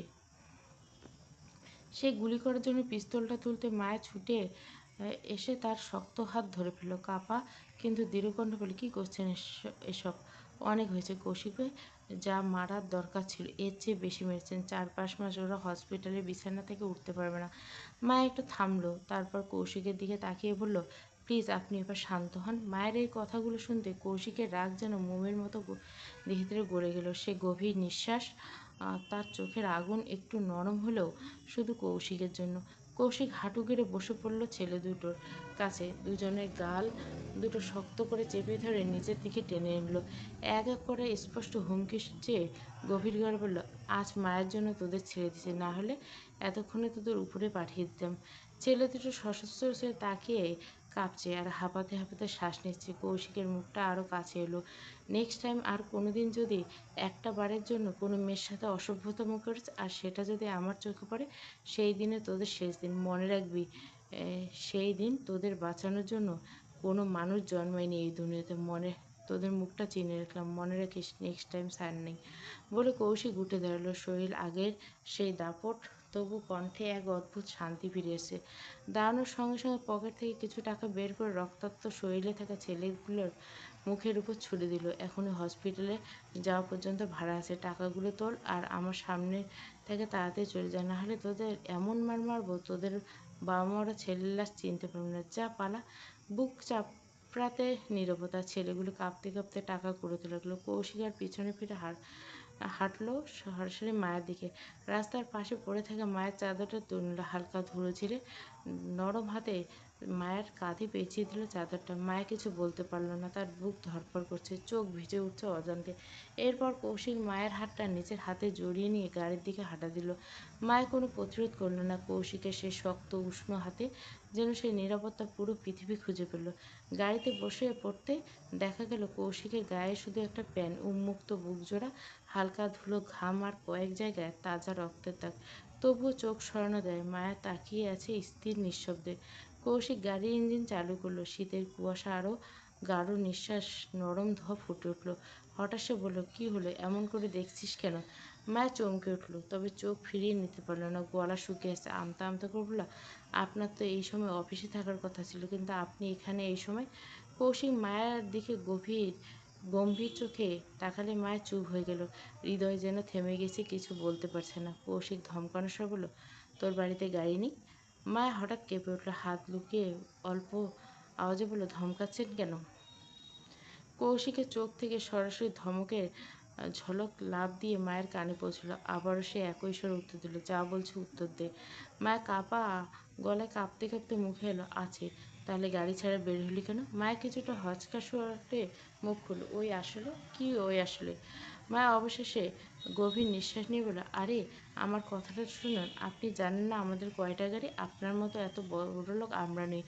একটা গাড়ি আছে, সেটা নিয়ে আব্বু প্রতিদিন অফিসে যায়। কৌশিক মায়ের কথা শুনে ভুরু কুঁচকাল। এখন থেকে কলেজে যখনই যাবে আমাকে সঙ্গে নিয়ে যাবে, মনে থাকবে? মায়া চুপ করে এলো, কোনো উত্তর দিল না। কৌশিক ধমকের তীব্রতা আরও বাড়িয়ে দিল, কী হলো, উত্তর দিচ্ছিস না কেন? মায়া হঠাৎ আতঙ্কিত হয়ে কেঁপে উঠল, ঠিক আছে, মনে থাকবে। মায়ার কোনো কথা বলল না। গাড়িতে নীরবতা চেপে এলো। কয়েক মুহূর্তের তারা মনটা এক অজানা অস্থিরতায় কেঁপে গেল। পথ চলার সময় কেটে গেল, কিন্তু কলেজ পৌঁছলো না, বাড়িতেও নয়। রাস্তাগুলো তার পরিচিত নয়, অজানা পথ, অজানা পরিবেশ, সব মিলিয়ে মায়ের মনে গভীর এক বিভ্রান্তি কাজ করছিল। এই নীরবতাকে ভেঙে মায়া হড়বড় করে বলল, আমরা কোথায় যাচ্ছি কৌশিক ভাই? কৌশিক নির্লিপ্ত ভঙ্গিতে গাড়ি চালাতে চালাতে বলল, কাজী অফিসে। মায়া ভুরু কুঁচকে, হোয়াট? কৌশিক তার দিকে হালকা স্নিগ্ধ হাসি ছুঁতে, মুখটা পচা টমেটোর মতো বানালি কেন? খারাপ কিছু বললাম নাকি? মায়া আক্ষেপ আর বিভ্রান্ত স্বরে কমিয়ে বলল, কিন্তু কাজী অফিসে কেন? মায়া কৌশিক নির্লিপ্তভাবে উত্তর দিল, কাজী অফিসে মানুষ কেন যায়? কলা খেতে যাবি? মায়া ভুরু কুঁচকে প্রথম উত্তরটি দিল, অসভ্য, কাজী অফিসে বিয়ে করতে যায়। কৌশিক চোখে সামান্য ছলছল, সে বলল, হ্যাঁ, আমরা বিয়ে করতে যাচ্ছি। মায়া চোখ বড় করে তাকালো, মনের ভিতরে এক অজানা ঝড়। মাথাটা গেছে আপনার? কোন সিচুয়েশনে কি কথা বলছেন আপনি? একটু আগে একটা বড় ঝড়ে বেঁচে আসলাম, আর এখন সবাইকে না জানি, আর আপনি জানেন না সামনে আমার পরীক্ষা। আসসালামু আলাইকুম। মায়া কিছু বলতে পারল না। সে হতাশার সাথে হালকা অবাক হলো। পরীক্ষার কথা বাদ দিলাম, কিন্তু পরিবার?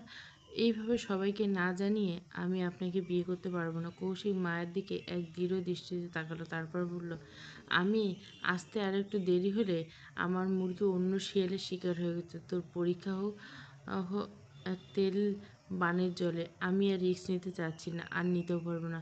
তাই তোর মঙ্গল এতে, তুই চুপচাপ কোনো কথা না বলে থাক। মায়ের কণ্ঠে সংখ্যা আর আতঙ্ক মিলেমিশে। কিন্তু কৌশিক ভাই? কৌশিক মাঝপথে গাড়ি থামলো, নির্দিষ্ট করলো, তুই আমাকে ভালোবাসিস তো? মায়া অদ্ভুতভাবে থেমে গিয়ে কয়েক সেকেন্ড নীরব থাকলো, তারপর বললো, হ্যাঁ, কিন্তু? কৌশিক চোখে তখন এক অমায়িক সে নির্দিষ্টভাবে বলল, তাহলে কোনো কথা না বলে চুপচাপ লক্ষ্মীমের মতো বসে থাক। অনেক আগেই সরে গেছে। রাস্তা রোদের হালকা ঝিলিক পড়ছে, গাড়ি আপন গতিতে চলছে, কিন্তু গাড়ির ভেতরে নেমে এসছে খানিকটা ভারী নীরবতা, যেন কোনো অদৃশ্য দেওয়াল মায়া আর কৌশিকের মাঝে দাঁড়িয়েছে। কৌশিক মাঝে মাঝে মায়ের দিকে তাকালো। কিছুক্ষণ পর কৌশিক নীরবতা ভঙ্গ, চুপচাপ যে। মায়া ধীরে ধীরে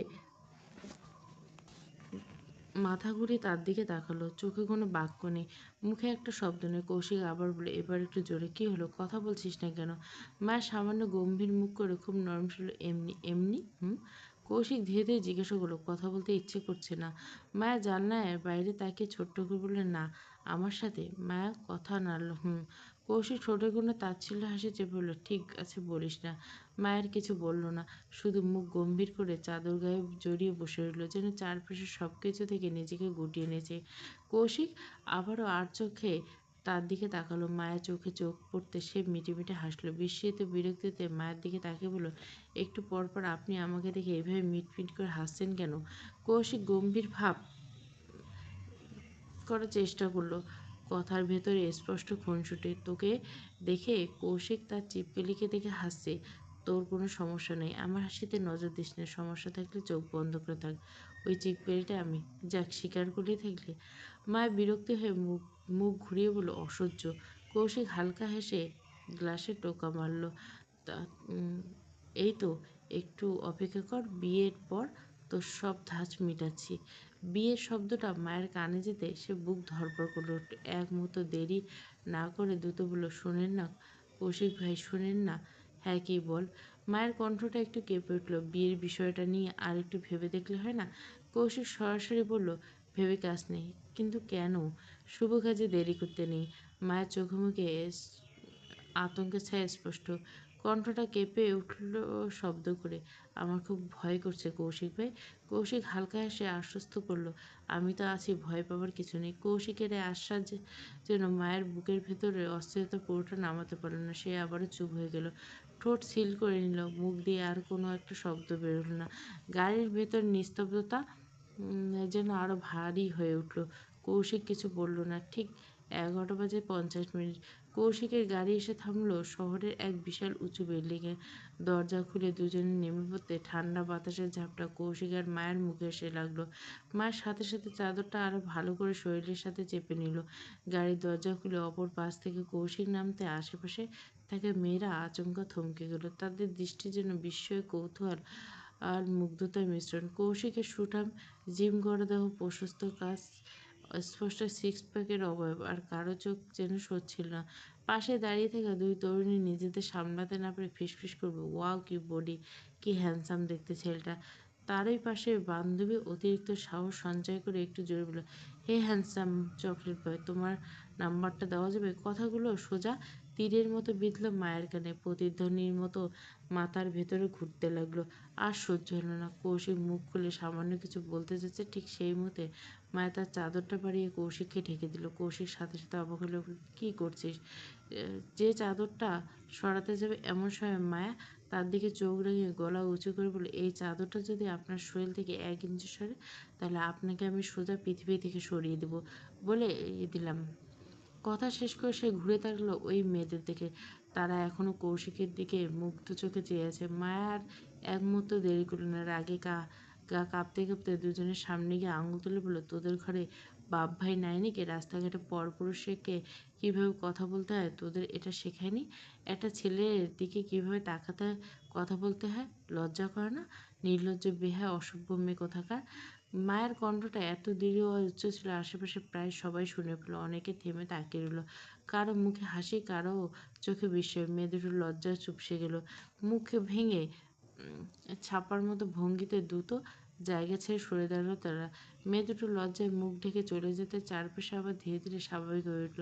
কিন্তু মায়ের ভিতরে তখনও যায়। মা ততক্ষণে আগুনে ফেটে গেছে। আর কৌশিক সে নির্বিকার দাঁড়িয়েছে, এক হাতে চাদর চেপে, আর মুখে এমন অদ্ভুত হাসি, যেন পরিস্থিতির ভেতরে লুকিয়ে থাকা এক আদুরে ভালোবাসা যে পুরোপুরি উপভোগ করছে।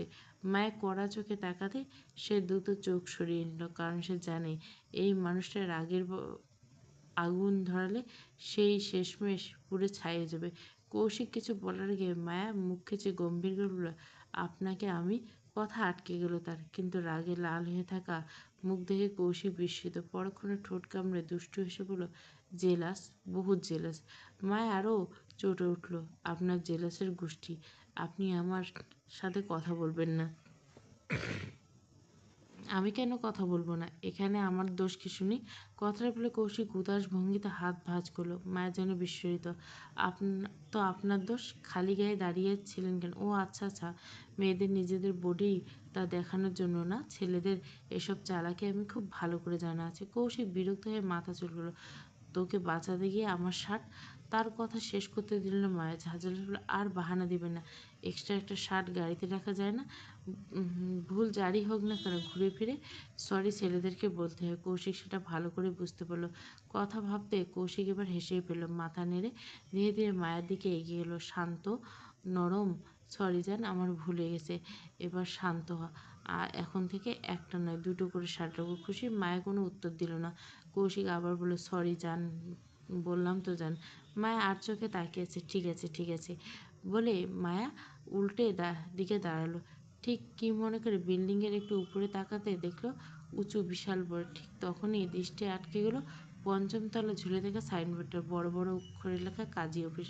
সেই শব্দটা তো চোখে পড়তে এই মায়ের পদক্ষেপ থেমে গেল। বুকের ভেতর ধূপখানি যেন এক লাফে বেড়ে গেল, গলা শুকে মনে মনে বিড়বিড় করে বলল, তাহলে কি সত্যি আজ আমরা এখানে বিয়ে করতে এসেছি? তাহলে কৌশিক ভাই গাড়ি এতক্ষণ মজা করেনি? সত্যি আজ আমরা বিয়ে করতে চলছি? কথাগুলো ভাবতে ভাবতে তার পায়ের তলায় জমিন যেন নরম হয়ে গেল। চারপাশে যেন কেঁপে উঠল অস্থিরতা। ঠিক তখনই কৌশিক নরম স্বরে বলে, কী হলো ম্যাডাম? পাবলিক প্লেসে দাঁড়িয়ে আর নাটক না করে ভেতরে ঢুকে আমাকে উদ্ধার করুন প্লিজ। মায়া মুখটা কুঁচকে তাকালো একবার, বিরক্তি নাকি লজ্জায় কে জানে। কোনো উত্তর দিল না, শুধু সোজা মাথা নিচু করে হাঁটা ধরল বিল্ডিংয়ের ভেতর দিকে। আর কৌশিক সাথে সাথে এক পা পিছিয়ে গেল, বরং মায়ের হাঁটার তালে তালে কৌশিক। তারা দুজনে ভেতরে পা রাখতে ঠান্ডা মার্বেল ফ্লোরে শব্দ তুলে এগিয়ে এলো লিফটের দিকে। লিফটের সামনে গিয়ে দাঁড়াতেই কৌশিক চারপাশে তাকালো। প্যানেলের লাইট জ্বলছে না, লিফটের দরজাটা বেশ ফাঁকা। পাশে দাঁড়িয়ে থাকা মধ্যবয়সী একজন লোককে থামিয়ে কৌশিক জিজ্ঞাসা করলো, ভাই লিফট চলছে না? লোকটা দীর্ঘশ্বাস ফেলে বলল, না ভাই, সপ্তম তলায় আটকে গেছে। সকাল থেকে চেষ্টা করছে, ঠিক করে যাচ্ছে না। কিচ্ছু বলা যাবে না। কথাটা বলে লোকটা চলে গেল। কৌশিক ভুরু কুঁচকে মায়ের দিকে তাকালো। মায়ের গম্ভীর মুখে দাঁড়িয়েছে, একটু পর পর আঙুল জড়াচ্ছে আর ছাড়ছে। কৌশিক এগিয়ে গিয়ে হালকা গলায় বলল, লিফটের জন্য দাঁড়িয়ে থেকে লাভ নেই, আসবে না। মায়া অবাক চোখে তাকালো। কেন আসবে না? কৌশিক হালকা হাসলো। লিফট নাকি আটকে গেছে, মানে সমস্যা আছে। মায়া বিরক্তি মেশানো কণ্ঠে, তাহলে এখন কি করবো? কৌশিক কাজ ঝাঁকালো। কি আর করবো? সিঁড়ি ভরসা, সিঁড়ি বেয়ে উঠতে হবে। মায়া দু চোখ বড় বড় করে বলল, পঞ্চম তলা পর্যন্ত সিঁড়ি বেয়ে? না বাপু, আমি পারবো না। কৌশিক কাছে এসে বলল, আরে গল্প করতে করতে চলে যাবো, টেরই পাবেন। আয়, আমি আছি তো। যা কথা তাই কাজ। সিঁড়িতে পা রাখার পর দুইজনের মধ্যে শুরু হলো খুনসুটি। মায়া একটু রাগ দেখালে কৌশিক মজা আরো বেশি রাগানোর চেষ্টা করে। আর মায়া মাঝে মাঝে ধমকাচ্ছে, মাঝে মাঝে না চাইলেও হেসে পড়েছে। এইভাবে প্রথম তলা, দ্বিতীয় তলা, তারপর তৃতীয় তলার কাছাকাছি পৌঁছতে মায়া থমকে গেল। তার দাঁড়িয়ে থাকতে পারল না, ধপ করে সিঁড়িতে বসে পড়ল। তার মুখ লাল হয়ে গেছে, কপালে ঘাম, শ্বাস পড়ছে না। হাঁপাতে হাঁপাতে মায়া বলে, আমি আর পারবো না কৌশিক ভাই, আমার পা ব্যথা করছে, আমি ধারায় আর হবে না। বাক্যটা শেষ হওয়ার আগে কৌশিক কোনো কথা বলল না। সামনে ঝুঁকে মায়াকে কোলে তুলে নিল। ঘটনাটা এতটাই হঠাৎ হলো যে মায়া চমকে তার দুই হাত শক্ত করে কৌশিকের ঘাড় জড়িয়ে নিল। আরে! হালকা ভয়ে মায়ের কণ্ঠ কেঁপে উঠল। সিঁড়ির কোণে দাঁড়িয়ে থাকা কয়েকজন লোক থমকে তাকিয়ে আছে, আবার মুচকি হাসছে কেউ কেউ। এই দৃশ্য চোখে পড়তে মায়ের কান লাল হয়ে গেল। লজ্জায় মাথা নিচু করে কৌশিকের কানের কাছে বলল, কি করছেন? সবাই তাকাচ্ছে তো। কৌশিক নির্লজ্জ আত্মবিশ্বাসের সিঁড়িতে উঠতে উঠতে বলল, দেখুক, তাতে আমার কি, আমি আমার প্রাণকে নিয়ে যাচ্ছি।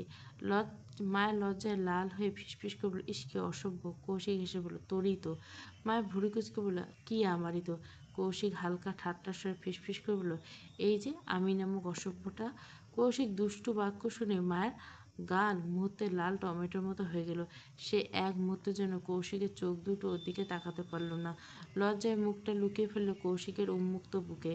চাদর জড়ানো বুকে আশ্রয় নিয়ে এলো নিজেকে। আরো ছোট করে বলল, মাথা নিচু করে ধীরে ধীরে বলল, আচ্ছা আপনার লজ্জা করে না? গায়ে কোনো টি শার্ট নেই, শুধু চাদর জড়ানো, আর সেই অবস্থায় আমাকে কোলে নিয়ে সবার সামনে সিঁড়ি দিয়ে বেরোচ্ছেন। কৌশিক একচোটে হেসে বলল, একদমই না, বরং পারলে চাদরটা সরিয়ে দে, আমার আরো ভালো লাগবে। ইস কি অসভ্য কোথাকার। কথাটা বলতে মায়ের লজ্জায় কৌশিকের বুকে আলতো করে পাঁচ পড়ল। কৌশিক ঠোঁট কামড়ে হাসছে। সিঁড়ির পরের ধাপটা উঠতে একটু ঝুঁকে মায়ের মুখের কাছে দুষ্টু সুরে ফিসফিস করে, সুইটহার্ট, এখানে এই মুহূর্তে তোর চিকন গোলাপি ঠোঁটে কি কড়াক করে একটা কিস খাই, ব্যাপারটা কেমন হবে? কৌশিকের কথা শুনে হৃৎস্পন্দন যেন এই মুহূর্তে দ্বিগুণ হয়ে গেল। গালে আগুন জ্বলে উঠল লজ্জায়। সে কৌশিকের বুকে আর একটু জোরে মুখ গুজে ধরল, যেন পৃথিবী থেকে নিজেকে আড়াল করতে চাইছে। নরম কাঁপা কণ্ঠে বলল, আপনি একটা অসভ্য নির্লজ্জ বেটা ছেলে। আশেপাশের লোকজন শুনলে কীভাবে, কী ভাববে? মায় গুনগুলো, জানি না, কিন্তু আপনার মুখে লাগান টানালাম। কথাটা বলে কৌশিক কিছুক্ষণ চুপ করে থাকলো। কৌশিকের বুকে মাথা রাখতে সে প্রথমবার অনুভব করলো তার বুক ধুকপুক করছে। চারিদিকে ঠান্ডা যেন আরও বেশি নেমে যাচ্ছে। সিঁড়িঘরের দেওয়ালে জমে থাকা শীতলতা ধীরে ধীরে তার ত্বক কাঁপুনি ধরে দিল। গা শিউরে উঠতে সে কৌশিকের দিকে তাকালো। আচ্ছা, আপনার শীত লাগছে না? আমার তো ভীষণ লাগছে। কৌশিক উত্তর দিল, বরং ভুরু উঁচু করে দুষ্টু স্বরে হঠাৎ গাইতে গাইতে বলল, শীত শীত ভাব, এই শীতে চারপাশটা কন্ট্রোল হারিয়ে অসভ্য। কৌশিক আবার হাসি চেপে বলল, শীত যেন না লাগে সেই ব্যবস্থা করতেছে কীভাবে? তোকে আপন করে টেনে নিতে। মায়া মাথা দিল, চোখ বিস্মিত। কেন? আমি কাছে থাকলে শীত লাগবে না? কৌশিক দমকা হাসলো, একটুও না? এই বিষয়টাতে কোনো দ্বিমতের প্রশ্ন ওঠে, যাকে বলে 100-তে 100। মায়ের গাল দুটো মুহূর্তে গোলাপের পাপড়ির মতো লাল হয়ে গেল। চোখ দুটো শক্ত করে ফেললো, যেন কৌশিকের দুষ্টু কথাগুলো থেকে নিজেকে আড়াল করতেছে। ইস, আপনি আপনার এই অসভ্য মুখটা বন্ধ করেন। আপনার লজ্জার শরম নেই, কিন্তু আমার আছে। কৌশিক মুচকি এসে উত্তর দিল, ভীষণ লজ্জা বুঝি? ও আচ্ছা, তাহলে মুখ বন্ধ রাখ, তুই এই লজ্জা থেকে বেঁচে যাবি। এই তো, একদম। আপনি মুখ খুললেন, এই আমার সাথে কিছু না কিছু অসভ্যতামি করে, আর আমার খুব। এর আগে কৌশিক তার মুখের খুব কাছে ঝুঁকে এলো। দুজনের নিঃশ্বাস যেন একতালে মিলল। কৌশিকের কণ্ঠে নেশল, কি? মায়া হকচকে গেল। লজ্জায় তার হাত পা ঠান্ডা হয়ে গেল। সে আমতা আমতা করল, কিছু না, সত্যি কিছু না। মায়ের ঠোঁট কামড়ে ফিসফিস করলো। কৌশিক আরেকটু ঝুঁকলো। মায়ের ঠোঁটের থেকে ঠোঁট দূরত্ব এখন নিঃশ্বাসের মতো গম্ভীর, মায়াবী আর ঘোর লাগা কণ্ঠে কৌশিক সুরে বলল, সুইটহার্ট। কি সুইটেড সুইসাইড করছেন? নিচে নামান। আপনার কষ্ট হচ্ছে তা আমি হেঁটে যেতে পারবো।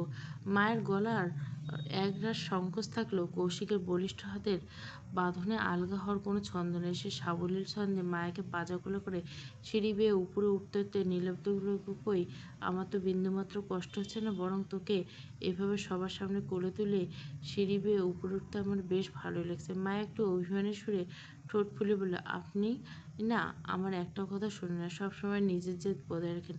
কে বললো শুনি না? এই তো তো সব কথা মন দিয়ে শুনছি।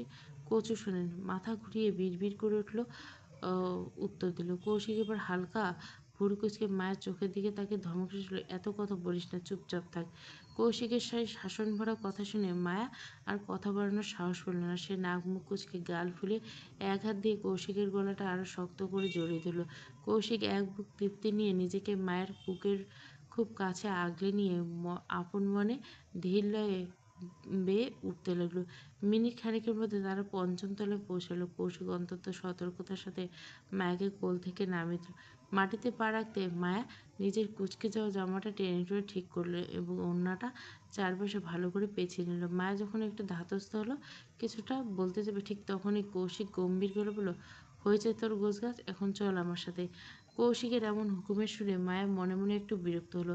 সে ভুরু কুঁচকে অনিচ্ছস্বরে বিড়বিড় করলো, আপনার সাথেই তো যাচ্ছি, কোথাও তো উড়ে যাচ্ছি না। কৌশিক হঠাৎ থমকে দাঁড়িয়ে পেছন থেকে বলল, কিছু বললি? মায়া অপ্রস্তুত হয়ে তড়িঘড়ি করে উত্তর দিল, কই কিছু না তো। কৌশিক আর কোনো কথা বাড়ালো না।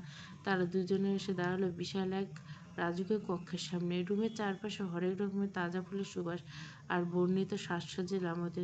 মায়া কিছুটা দ্বিধা নিয়ে রুমের দরজার দিকে এগিয়ে গেল।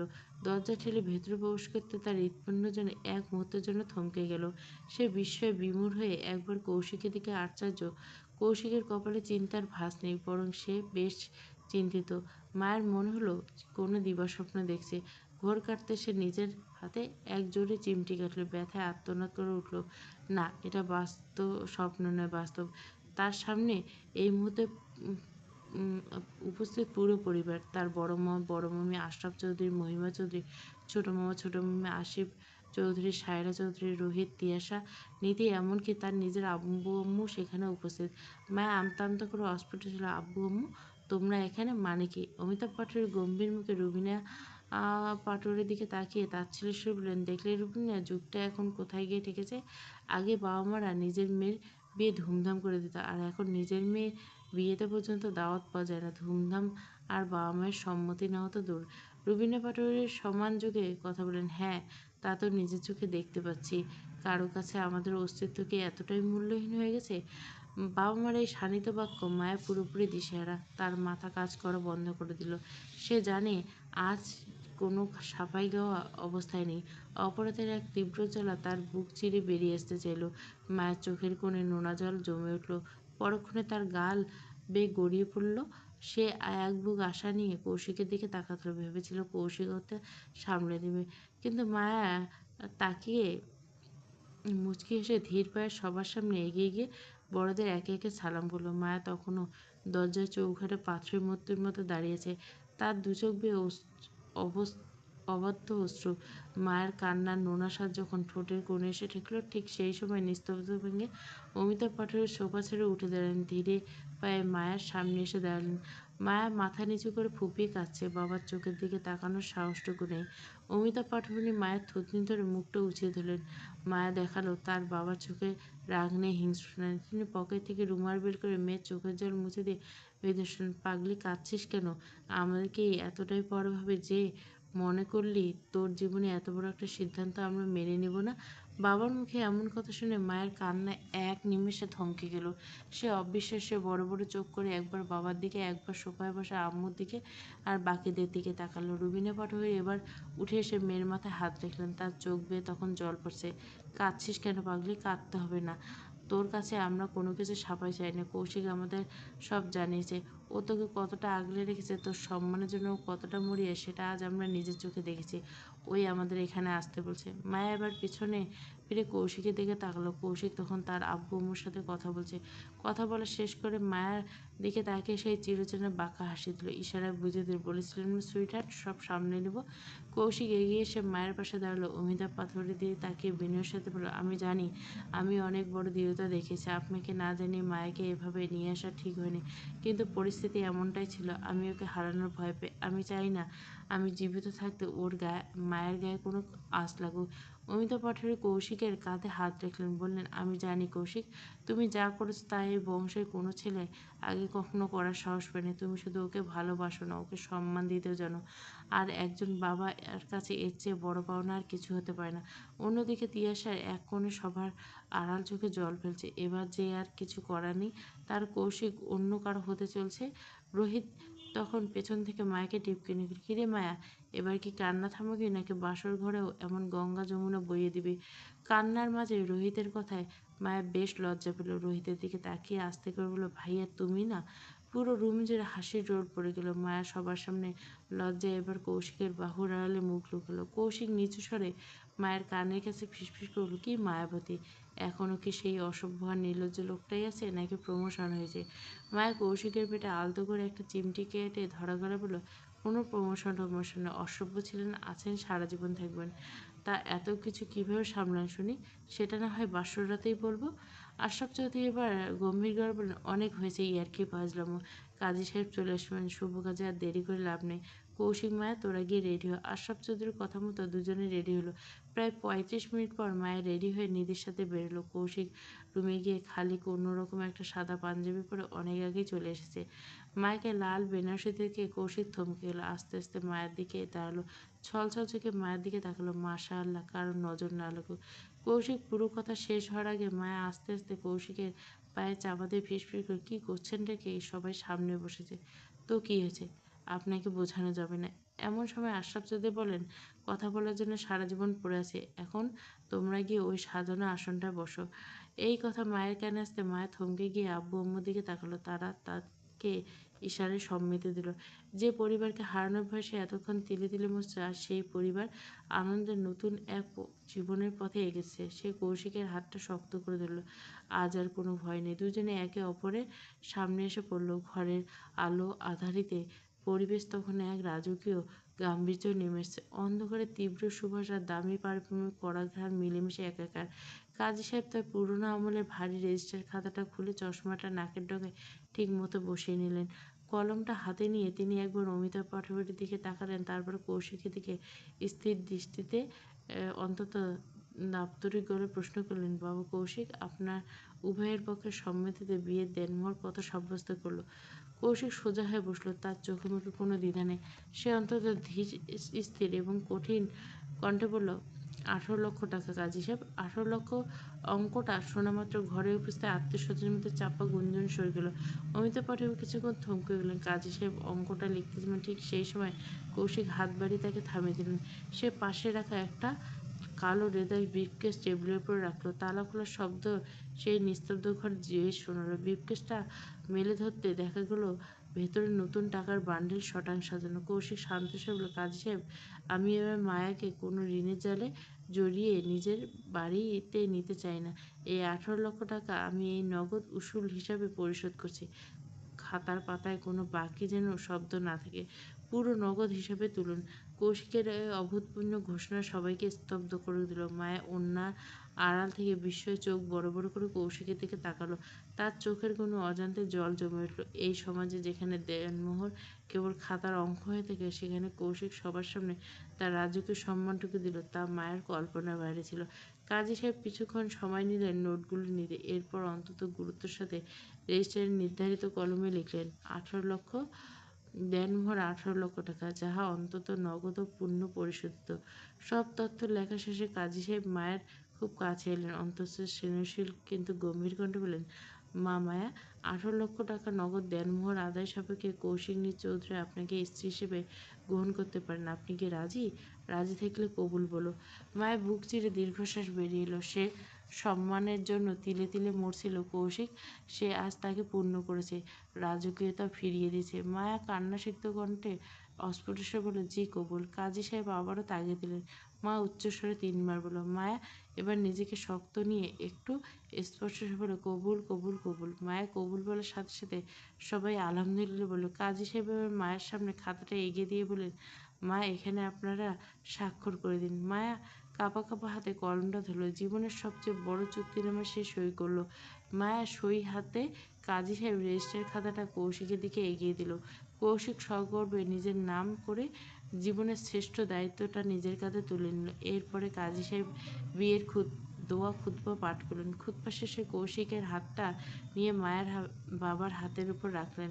ভাব গাম্ভীর্য পরিবেশে কাজী সাহেব কৌশিককে লক্ষ্য করলেন। বাবা কৌশিক, আপনি আমার সাথে সাথে বলুন, আমি মায়া পাটোয়ারি 18 লক্ষ টাকা দেনমোহর পরিশোধ সাপেক্ষে নিজের বিবাহিত স্ত্রী হিসেবে কবুল ও গ্রহণ করলাম। কৌশিক মায়ার কাঁপতে থাকা নরম হাত দুটো নিজের বলিষ্ঠ হাতে মুঠোয় নিল চেপে এবং স্পর্শে একটু স্থির। সবার সামনে উচ্চারণ 3 বার করল, আলহামদুলিল্লাহ, আমি মায়া পাটোয়ারিকে 18 লক্ষ টাকা নগদ দেনমোহর পরিশোধ সাপেক্ষে নিজের বিবাহিত স্ত্রী হিসেবে কবুল করলাম। সাথে সাথে পুরো ঘর আলহামদুলিল্লাহতে ধ্বনিতে মুখরিত হয়েছিল। সবাই আনন্দে হিল্লোল ভাসছে। মিষ্টি মুখে অভিনন্দন জোয়ারে মায়া ভাসছে। কিন্তু তার মনে পড়েছিল সেই মানুষটার কথা, যে গত কয়েক ঘন্টা তার জীবনের পুরো মোড়টাকে বদলেছে। কৌশিক সবরা খুলে মায়ের কানের কাছে মুখ নিয়ে ফিসফিস করে বলল, এই 18 লক্ষ টাকা দিয়ে তোকে কিনিনি। এই 18 লক্ষ টাকা দিয়ে তোকে আমি আমার বাড়ির রানী হিসেবে গ্রহণ করলাম। এই সম্মানটুকু তোর অনেক আগে পাওনা ছিল। বলে কৌশিক উঠে দাঁড়ালো। কৌশিক উঠতে সাথে সাথে রুবিনা পাটোয়ারি মায়াকে জড়িয়ে ধরে ফুঁপিয়ে কেঁদে উঠলেন। মায়া নিজেকে সামলাতে পারলেন না। সেও মাকে শক্ত করে জড়িয়ে ধরে কাটলেন। সব অনুষ্ঠান শেষ হতে হতে রাত অনেকটাই গড়িয়েছে। তারা সবাই যখন চৌধুরী বাড়িতে অবস্থান করছে, বাড়ির নতুন বউকে দেখার জন্য মেহমানরা এসেছিল। একে একে বিদায় নিচ্ছে। মায়া আর আব্বু অমিতাভ পাটোয়ারি কৌশিককে আলাদা করে ডেকে বললেন, কৌশিক, আমার আমানত আজ তোমার হাতে সঁপে দিলাম, আগলে রেখো বাবা। কৌশিক মাথা নিচু করে শুধু বলল, নিজের প্রাণের চেয়েও বেশি যত্নে রাখবো ফুপা, কথা দিলাম। কৌশিক পাটোয়ারি ভুরু নাচিয়ে বলল, ফুপা। কৌশিক মুচকে এসে বলল, সরি আব্বু। বলে যেই কৌশিক সালাম করতে যাবে অমনি অমিতাভ পাটোয়ারি কৌশিককে আনন্দের সহিত জড়িয়ে ধরে মাথায় হাত রেখে বললেন, সুখী হও বাবা। জি আব্বু, আমাদের জন্য দোয়া করবেন। অবশেষে সেই কাঙ্ক্ষিত মুহূর্ত। রজনীগন্ধার তীব্র সুবাস, দামি পারফিউমের ঘ্রাণে চারপাশটা যেন এক মায়াবী কুয়াশার চাদরে ঢুকে পড়ছে। বাসর ঘরে সেই বিশাল পালঙ্কে আর সাদা, লাল গোলাপ আর লাল পাপড়ি চাদর সাজানো। মায়া সেই খাটের ঠিক মাঝখানে নিজের বেনারসি ঘোমটা টেনে আড়ষ্ট হয়ে বসে আছে। হাতে পড়া লাল কাচের চুড়িগুলো তার দ্রুত হৃৎস্পন্দনের সাথে তাল মিলিয়ে মৃদু আওয়াজ করছে, রিনঝিন রিনঝিন। দরজা লাগানো শব্দে যখন মায়ের কানে পৌঁছল, তার শরীরে প্রতিটি লোমকূপ যেন একসাথে কেঁপে উঠল। কৌশিক ধীর পায়ে এগিয়ে আসছে। কৌশিকের প্রতিটা পদক্ষেপ মায়ের বুকের ভেতর টিপটিপানি আরও কয়েক গুণ বাড়িয়ে দিল। কৌশিক মায়ের একদম পাশে এসে বসল। খাটটা মায়ের ওজনের সাথে কৌশিকের বলিষ্ঠ শরীরে একটু চাপে দেবে গেল। কৌশিক কোনো কথাই বলছে না, কেবল তার তপ্ত নিঃশ্বাস শব্দ পাওয়া যাচ্ছে মায়ের কানের কাছে। নীরবতা সহ্য করতে না পারে মায়া আমতা আমতা করলো, সবাইকে চলে গেছে। কৌশিক মায়ের কানের কাছে মুখ নামিয়ে অন্তত গাঢ় স্বরে ফিসফিস করে বলল, হ্যাঁ, সবাই চলে গেছে। এখন শুধু তুমি, আমি, আমার এই চিরচেনা মায়াবতী অসভ্য। আমি এখন অসভ্য লোকেই আছি তোর চোখে। হ্যাঁ, আমাকে যেহেতু অসভ্য চোখে দেখিস, তাহলে আজ আমাকে সব অসভ্যের সীমা পার করতে দে। মায়া কৌশিকের কথায় মৃদু কেঁপে উঠল। আমতা আমতা করে বলে, কি বলছেন আপনি এইসব? কৌশিক যেই কিছু বলতে যাবে অমনি মায়া মাথা তুলে কৌশিকের চোখের দিকে তাকালো। মায়া বলল, আম্মু আব্বুকে রাজি করালেন কি করে? কৌশিক মায়ার 2 হাত নিজের বলিষ্ঠ হাতের কবজি বন্দি করে নিল। তারপরে স্পর্শে এক অবর্ণীয় উত্তাপ ছিল। কৌশিক বলল, ভালোবাসার জোর থাকলে পাহাড়কে টলানো যায় মায়া। আমি তো শুধু তোর আব্বুকে এটা বুঝেছি যে তোকে ছাড়া এই কৌশিক একটা জলজন্ত লাশ। আর কোনো বাবা মা চায় না মেয়ের সুখের অন্তরায় হতে। আপনি আমাকে পাওয়ার জন্য এতটা বেপরোয়া কেন ছিলেন? কৌশিক মায়ের চুলে হাত বুলিয়ে দিতে দিতে কণ্ঠস্বর আরও গাঢ় করে বলে, বেপরোয়া? আমি তোকে নিয়ে এক প্রকার উন্মাদ হয়ে গেছিলাম। তোর প্রতিটা পলক, তোর অভিমানী চাহনি আমাকে পাগল করে দিচ্ছিল। মায়া আবেগ প্রবণ হয়ে কৌশিকের চওড়া বুকে নিজের মাথাটা রাখলো। কৌশিক তার চুলে হাত বুলিয়ে দিতে দিতে শান্ত গলা বলল, অতীতে আমাদের মাঝে অনেক ভুল বোঝাবুঝি হয়েছে। আমি হয়তো তোকে চিনতে দেরি করেছি, কিন্তু এখন থেকে আমাদের প্রতিটা মুহূর্ত হবে ভালোবাসা। তোর চোখে এক ফোঁটা জলও যেন বৃথা না যায়, সেই দায়িত্ব এখন থেকে আমার। মায়া কিছু বলবে, কৌশিক এবার নেশাময় কণ্ঠে বলল, এটা শুধু ট্রেইলার সুইটার্ট, এখন তো পুরো সিনেমা বাকি। কি জানি বিয়ে ছাড়া বাসর প্রসেসিং চলবে না, এখন তো আর কোনো বাধা নেই। So you can start promising now honey. কৌশিকের কথায় মায়ের লজ্জায় লাঙ্গা হয়ে উঠল। তার বুকে একটা কিল মেরে বলল, আপনি আর আপনার অসভ্যতামে কোনোদিন যাবে না। যা বলছি উত্তর দে। মায়া একটু ভান করে বলল, কি বলছেন কৌশিক ভাই? আমি তো শুনতে পাইনি, সত্যি বলছি। মায়া ভুরু কুচকিল। মায়া, হ্যাঁ শুনছি, বলেন। Can you process start the processing now honey. মায়া দুষ্টু এসে বলে, কৌশিক উজ্জ্বল মুখে বলল, তার মানে হ্যাঁ। মায়া এবার একটু ভাবের সুরে বলল, এর মানে তো নাও হতে পারে। কৌশিক মায়ের কথা শুনে কৌশিক এবার রেগে গেল। সাথে সাথে মায়ের দু হাত তুলে ধরল। চোখের মণিতে মায়ের লাজুক প্রতিচ্ছবি। কৌশিক শান্ত অথচ তীব্র করে বলল, এই অসভ্য লোকটা শুধু তোর জন্য পাগল মায়া, সারা জীবনের জন্য তুই এই অসভ্য লোকটার সঙ্গ দিবি। কৌশিকের এমন স্পর্শে করায় মায়ের পুরো শরীর কেঁপে উঠল। আমতা আমতা করলো, হ্যাঁ। মায়া কৌশিক মায়ের নেশায় পুরোপুরি ডুবে গেল। ক্রমশ মায়ের দিকে ঝুঁকলো। মায়ের পুরো শরীর কেঁপে উঠল। সে আমতা আমতা করে চেষ্টা করলো। কৌশিক নেশাময় কণ্ঠে বলল, হ্যাঁ খাবো। মায়া নিজেকে সামলানোর চেষ্টা করলো আবার,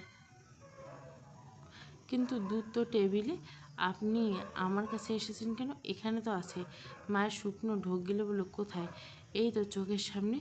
কৌশিকের স্থির চাকি নিয়ে মায়ের বুকের দিকে মায়ের গুটিয়ে নিল। মায়া আমতা আমতা করে, অসভ্যের মতো কি বলছেন? আপনি এখানে দাঁড়ান, আমি দুধ নিয়ে আসছি বলে মায়ের দৌড়ে চলে গেল। সেখান থেকে বুকে হাত রেখে জোরে জোরে নিঃশ্বাস নিতে লাগলো। তারপর টেবিলের উপর দুধের গ্লাসটা নিয়ে কৌশিকের মুখোমুখি দাঁড়ালো। মায়া নিচের দিকে তাকিয়ে গ্লাসটা কৌশিকের দিকে এগিয়ে কি এটা? প্লিজ এটা নিন না। এটা না, ওটা। আর পরেরটুকু বলতে হবে না। প্রথম পরিচ্ছদ শেষ। প্রণয়ের ঘোর রাত। পুরো গল্পটা শেষ করে দিলাম। দ্বিতীয় পরিচ্ছদে আমি 2টা পর্ব দিব যদি আপনারা চান, কিন্তু এটা অলরেডি গল্পটা শেষ।